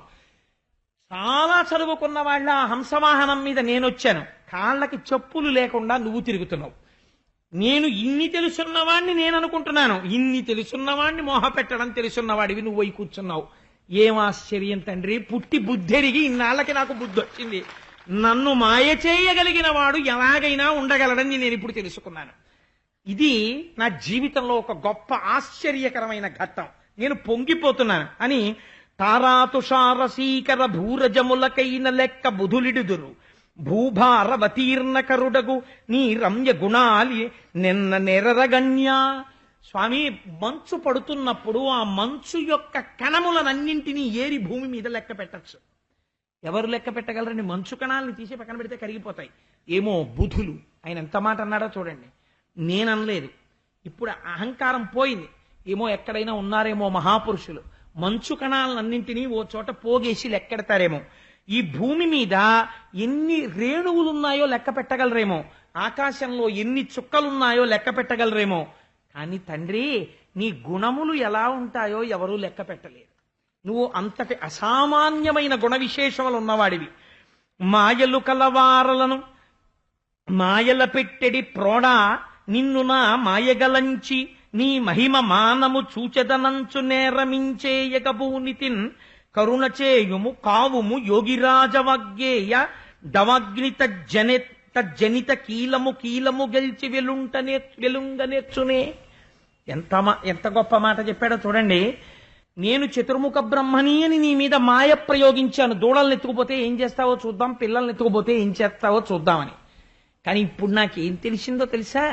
అరణ్యంలో 2 చెట్లు రాపాడి ఒక పెద్ద దావా అగ్ని పుడుతుంది. అరణ్యం అంతా కాలిపోతుంటుంది. కాలిపోతున్నప్పుడు ఇంత పెద్ద అగ్నిహోత్రంలోంచి ఒక అగ్ని కీల పైకి లేస్తుంది.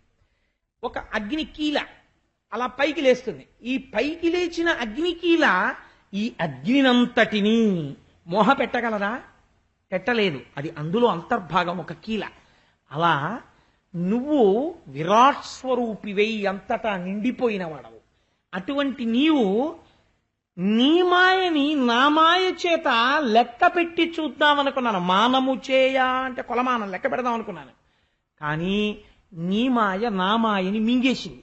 మింగేసి నాకు నా నిజస్వరూపం ఏమిటో బయట పెట్టింది అని ఇక్కడ ఒక గొప్ప మాట అంటాడు.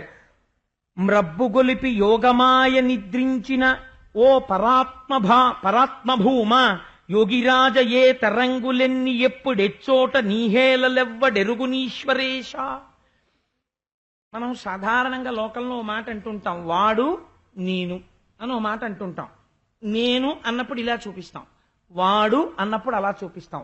యోగిరాజ అని ఎవరిని పిలుస్తారో తెలుసా అండి? వాడు నేను అని చెయ్యి ఇలా తిప్పడం చేత కాక వాడని పిలవబడినప్పుడు వాడు నేనన్నప్పుడు ఇలా చూపిస్తాడు. వాడు మళ్ళీ నన్ను చూపించవలసి వస్తే వాడని నన్ను చూపిస్తాడు. వాడు నన్ను వాడంటున్నాడు, నేను వాణ్ణి వాడంటున్నాను. కానీ వాడు వాణ్ణి నేనంటున్నాడు, నన్ను నేనంటున్నాను. నేను నిజమా, వాడు నిజమా? ఎంత గొప్ప మాట అన్నాడో చూడండి బ్రహ్మగారు. ఇప్పుడు నా ఎదురుగుండా వచ్చి మా దొరగారు నించున్నారు అనుకోండి, అదిగో వాడు కోటేశ్వరరావు అంటారు. నేనేమంటాను? నేను కోటేశ్వరరావు అని అంటాను. దొరగారు ఏమన్నారు? వాడు కోటేశ్వరరావు అంటున్నారు. వాడు కోటేశ్వరరావు అని మా దొరగారు అన్నారు అనుకోండి, లేకపోతే ఆయన కోటేశ్వరరావు అంటున్నారు. లేకపోతే పోనీ మా నాన్నగారు వచ్చారనుకోండి, మా నాన్నగారు వాడు కోటేశ్వరరావు అన్నారు, నేను కోటేశ్వరరావు అని నేనన్నాను. నేనంటున్నాను, ఆయన మా నాన్నగారు అంటున్నాను. ఆయన అంటున్నారు వాడు మా అబ్బాయి అంటున్నారు. నేను ఆయన అంటున్నాను, ఆయన నన్ను వాడు అంటున్నారు. ఆయన్ని చూపించుకున్నప్పుడు నేనంటున్నారు, నేను నన్ను చూపించుకుంటున్నప్పుడు నేనంటున్నాను. ఆయన నన్ను ఉద్దేశించినప్పుడు వాడు అంటున్నారు, నన్ను ఉద్దేశించుకున్నప్పుడు నేనంటున్నాను. నేను కరెక్టా, వాడు కరెక్టా? ఒకే పదార్థాన్ని రెండు శబ్దములతో చెప్తున్నారు, ఇద్దరు ఇలాగే చూపిస్తున్నారు. నేను అంటే సరిపోతుందా, వాడు అంటే సరిపోతుందా? నేను ఇలా చూపించి వాడు కోటేశ్వరరావు అన్నాను అనుకోండి, వీడు పిచ్చాడంట. అదేంటి నేను కోటేశ్వరరావు అన్నాను, వాడు కోటేశ్వరరావు ఏంటి? అలా అనకుండా మూర్తి గారిని చూపించి నేను కోటేశ్వరరావు అన్నాను అనుకోండి, మాస్టారు వాక్యం తిరగబడింది, నేను కోటేశ్వరరావు ఆయన మూర్తి గారు అనండి అంటారు. కాదు, నేను అన్నది కరెక్ట్ అన్నాను అనుకోండి, అప్పుడు ఏమనాలో తెలుసా అండి? వాడిని యోగిరాజు అనాలన్నారు. ఎందుకో తెలుసా? అందులో నేనన్న పదార్థం ఏదో అది లోపలుంది, అసలు నేను. ఈ పైది ఫాల్స్ నేను, అబద్ధపు నేను, ఇది ఉండేది కాదు. దీన్ని తొడుక్కుంది. చొక్కాని కోటేశ్వరరావు నా లాల్చీ ఇలా వచ్చింది అనుకోండి, కోటేశ్వరరావు వచ్చేసారు అంటారు కదా మీరు, కోటేశ్వరరావు లాల్చీ వచ్చిందంటారు. ఇది కోటేశ్వరరావు గారి శరీరం, కోటేశ్వరరావు గారు అని పేరు పెట్టుకుని పిలవబడుతున్న నేను, అది పేరుకి లొంగేది కాదు. అసలు నామమునకు లొంగని నేను లోపలున్నది. అది ఒకసారి నేననబడుతోంది, ఒకసారి వాడనబడుతోంది. యోగులైన వారు ఎవరు నీ అనుగ్రహాన్ని పొందారో వాడికి వాడుకి నేనుకి రేఖ చెరిగిపోయి ఉన్నది నేనొక్కటే, అందులోనే ఇవన్నీ ఉన్నాయి. సముద్రంలో బుడగల్లా ఉన్నదొక్కటే ఉందంటున్నాడు. అలా అనగలగడం నోటితో అనడం కాదు, నీ అనుగ్రహం ఉన్నవాడే అని దర్శిస్తున్నాడు. కాబట్టి నీ ఎందు భక్తి ప్రధానం. నా ఎందు ఇవాళ ఆ భక్తి చెరిగి మోహం వచ్చింది, కానీ నువ్వు దిద్ది ఉన్నదొక్కటని నిరూపించావు, నా మాయని తీసి. ఈశ్వరా నీకు నమస్కారం అన్నాడు. ఎంత గొప్ప మాట అన్నాడండి. ఇది చతుర్ముఖ బ్రహ్మగారి స్తోత్రం అంటే. బ్రహ్మగారు స్తోత్రం చేయబడిన మూర్తిని మనం ఇవాళ దర్శించకుండా వెళ్ళడం ఎంత కృతజ్ఞత చూడండి. ఎటువంటి భావనలు చెప్పారో చూడండి ఆ పద్యాల్లో.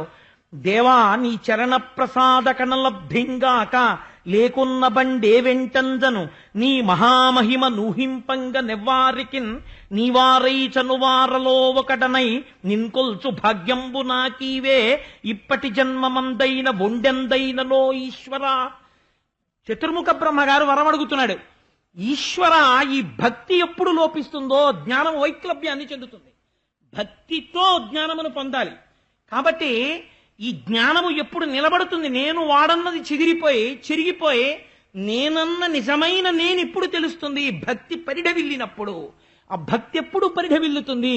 నీ పాదముల కంటిన ఒక ధూళికడం నా తల మీద పడితే ఈ జన్మలో వెయ్యమని నేను అడగట్లేదు. నీతో తిరగాలి, నీతో ఆడుకోవాలి, నీతో కలిసి ఉండాలి, భక్తి చెరగని జ్ఞానమై ఉండాలి.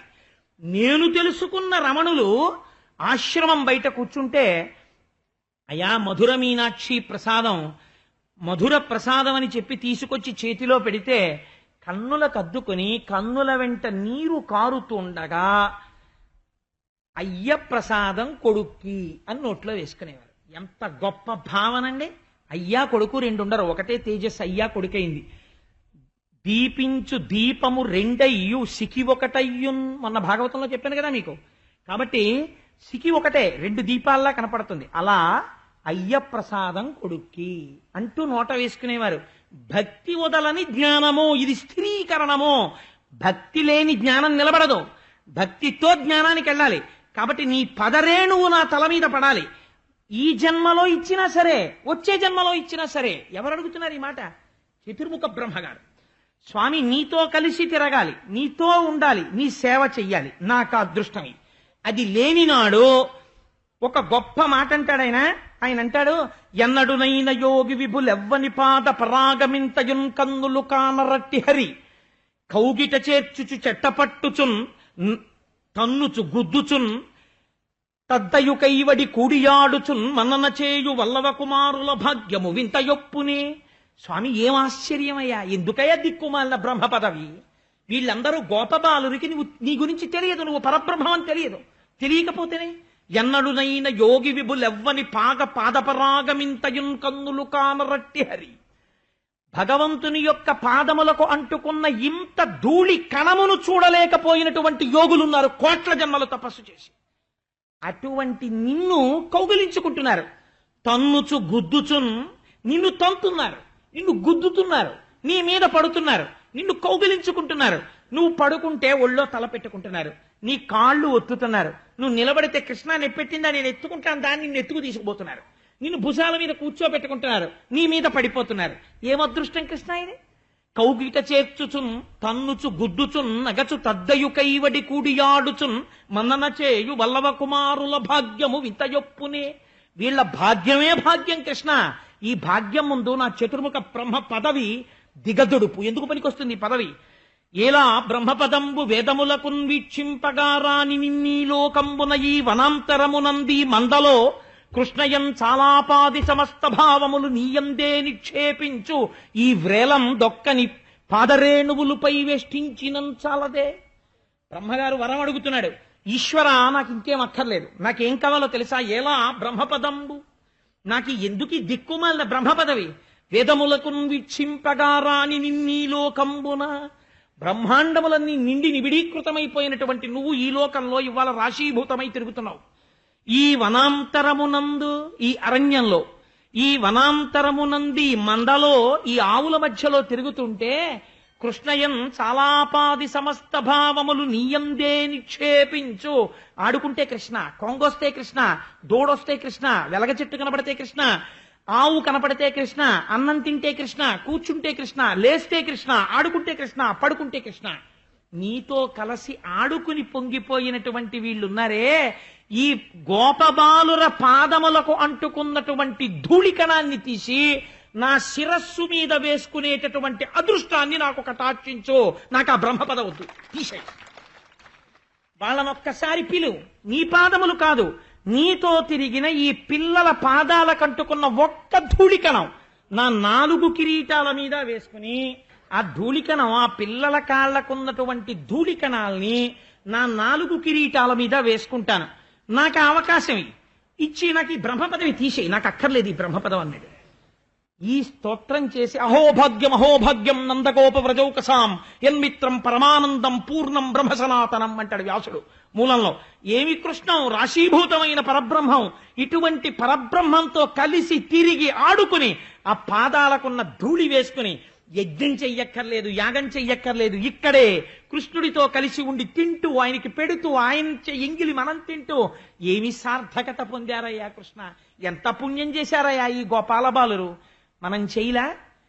అక్కడే కృష్ణుడితో ఉంటూ, ఆడుకుంటూ, ఆయన గురించే చెప్పుకుంటూ, ఆయన ప్రసాదమే నోట్లో వేసుకుంటూ, మాట్లాడుకుంటూ, ఓ చేతకాని వాడు చెప్తున్నాడని లేకుండా పరమభక్తితో వింటుంటే బ్రహ్మగారు ఎందుకు పొంగిపోడు? మహానుభావుడు కృష్ణ పరమాత్మ ఎందుకు పరవశించిపోరు మీ భక్తికి? అంతటి మహోత్కృష్టమైనటువంటి లీలని పరమాత్మ చేస్తే సుఖబ్రహ్మ అన్నారు పరీక్షిత్తుకు చెప్తూ, ఎవరు ఈ బ్రహ్మగారు చేసినటువంటి స్తుతి వింటున్నారో వాళ్ళని మాయ విడిచిపెడుతుంది అంచమునందు. చిట్ట చివర మాయ విడిచి అంతటా కృష్ణుడు కనపడుతుండగా ఏ భయం లేకుండా హాయిగా సంతోషంతో చూస్తూ తేలికగా ప్రాణములు ఉగ్గడింపబడి చక్కగా పరబ్రహ్మంలో కలిసిపోతారు. ఇహమునందు వాళ్ళ కోరుకున్న కోరికలు తీరుతాయి. 1 సంవత్సరం పాటు అసలు గోపబాలురు లేరు, వాళ్ళ బదులు కృష్ణుడు సృష్టించిన వాళ్ళు ఉన్నారు. ఇప్పుడు బ్రహ్మగారు స్తోత్రం చేసి ఆ పిల్లల్ని, ఆవుల్ని, దూడల్ని ఇచ్చాడు. తాను ఉపసంహారం చేశాడు తన రూపాల్ని. ఇప్పుడు అదే అన్నం తింటూ మళ్ళీ ఆ గోపబాలుల దగ్గరికి వెళ్ళాడు. ఎక్కడ అంతర్ధానం చేశారో అక్కడే కనపడ్డారు. వాళ్ళందరూ మళ్ళీ ఆ ముద్దలు తింటూ కృష్ణ కనపడ్డాయా దూడలన్నారు. ఓగో వచ్చేస్తున్నాయి రా అన్నాడు. వెనకాతలే వచ్చేసాయి. వీళ్ళకి తెలియదు, ఏడాది అయిపోయింది, మనం లేవు, బ్రహ్మగారు దాచాడు, మనం స్పృహ తప్పిపోయి ఉన్నాం, వాళ్ళకేమీ తెలియనక్కర్లేదు. కృష్ణుడు రక్షించాడు. ఇప్పుడు ఈ పిల్లలందరూ తిరిగి వెళ్ళిపోతున్నారు. వెళ్ళిపోతుంటే పొద్దున్న చంపిన కొండ చిలవ సాయంకాలానికి ఎండి ఏరింపులైపోయి ఓ డొల్ల డొక్కోటి కనపడింది. ఒకడన్నాడు, ఇదేమిట్రా ఇలా ఎండిపోయింది అన్నాడు. కృష్ణుడు తలుచుకుంటే ఎందుకు అవుదరా అన్నాడు. ఇది విశ్వాసం. వాళ్ళు అందులో హేతువు చూడలేదు, ఏమైంది చూడలేదు. ఈ కృష్ణుడు ఆవులుగా దూడలుగా గోపబాలురుగా ఉండగా ఈ లీల చెప్పలేదు. ఏడాది తర్వాత ఈ పిల్లలు ఇంటికెడుతూ అమ్మా అమ్మా ఇవాళ పొద్దున్న ఏమైందో తెలుసా, పెద్ద కొండ చిలవ వస్తే కృష్ణుడు చంపాడే అన్నారు. కౌమారమునందు జరిగిన లీల పౌగండమునందు చెప్పబడినది. ఏడాది పాటు కృష్ణుడే అన్ని అయి ఉన్నాడు. కాలమునకు 365 రోజులు ఒక హద్దుగా చెప్తారు. యత్ సంవత్సరోవా అపామాయతనం వేద ఆయతనవాన్ భవతి అని. కాబట్టి కాలమునందు సృష్టింపబడిన సమస్తము ఈశ్వరుడై ఉన్నాడు. ఇప్పుడు ఇంత బ్రహ్మాండములు నిండిపోయి ఇన్ని రూపములుగా ఉన్న కృష్ణుణ్ణి మీరు రాశీభూతమైన కృష్ణుడిగా గురువాయూరప్పగా అక్కడ దర్శనం చేసి పొంగిపోయి ఒక్కసారి ప్రదక్షిణం చేసి బయటికెడితే ఎన్ని కోట్ల జన్మల తర్వాత బహుశా మనకి ఈ అదృష్టం వచ్చి ఉంటుంది. ఇవాళ సిద్ధాన్నం అమృతభాండం చేతిలో పట్టుకోమంటే లేదు లేదండి నాకు పనుంది వెళ్ళిపోతాను, నేను అమృతభాండం చూడను, నేను నోట్లో వేసుకోను అనగలిగినటువంటి వాడు ఉంటాడా ప్రపంచంలో? ఉండడు. నేనైతే ఓ మాట నాకు రుక్మిణీ కళ్యాణం మీద అంత నమ్మకం. ఎందుకో తెలుసా అండి, ఆనందంతో నాకు ఇంత మంచి భర్త ఇంత మంచి పిల్లలు ఆనాడు కాకినాడ అయ్యప్ప స్వామి గుళ్ళో రుక్మిణీ కళ్యాణం చేయించారు. దానివల్ల నేను ఇలా ఉన్నానని ఆ ఆడపిల్లలు పొంగిపోయి కాకినాడ వచ్చి ఒక్కసారి అయ్యప్ప స్వామి గుడికొచ్చి నమస్కరించి వెళ్ళిపోతే మనుష్యులుగా పుట్టినందుకు మనం ఒక గొప్ప ప్రయోజనం చేసినట్టు. కాబట్టి ఆ రోజున మీ పని పిల్లలు యుక్త వయస్సులో ఉంటే మీ కుమార్తెలుగా భావించి వాళ్ళకి తలస్నానం చేయించి ఒక మంచి బట్ట కట్టి, ఒక ఉతికి ఆరేసిన బట్ట కట్టి వాళ్ళని కూడా తీసుకురండి. అందున భాగవతాంతర్గతంగా రుక్మిణీ కళ్యాణం రావడం అంటే అది అదృష్టం. ఆడవాళ్ళందరికీ శుభలేఖలు ఇస్తారు. రుక్మిణీ కళ్యాణం శుభలేఖలు ఇచ్చి బొట్టు పెట్టి మిమ్మల్ని పిలుస్తారు కళ్యాణానికి రమ్మని. మీరందరూ కుటుంబాలతో రావచ్చు. ఆ శుభలేఖ వేసేటటువంటి అదృష్టం ఒకరికి అనుగ్రహింపబడింది. వాళ్ళ శుభలేఖ వేస్తారు. ఎన్ని కోట్ల జన్మల అదృష్టం వాళ్ళ శుభలేఖ వేస్తారు. రుక్మిణీ కళ్యాణం చూసి వింటే చాలు. ఆడపిల్లలందరికీ రుక్మిణీ కళ్యాణం పద్యాలు అద్భుతమైన కార్డ్బోర్డు మీద రుక్మిణీదేవి కృష్ణుడి మెడలో దండ వేస్తున్నటువంటి కవర్ పేజ్తో బహూకరింపబడతాయి ఆ రోజున.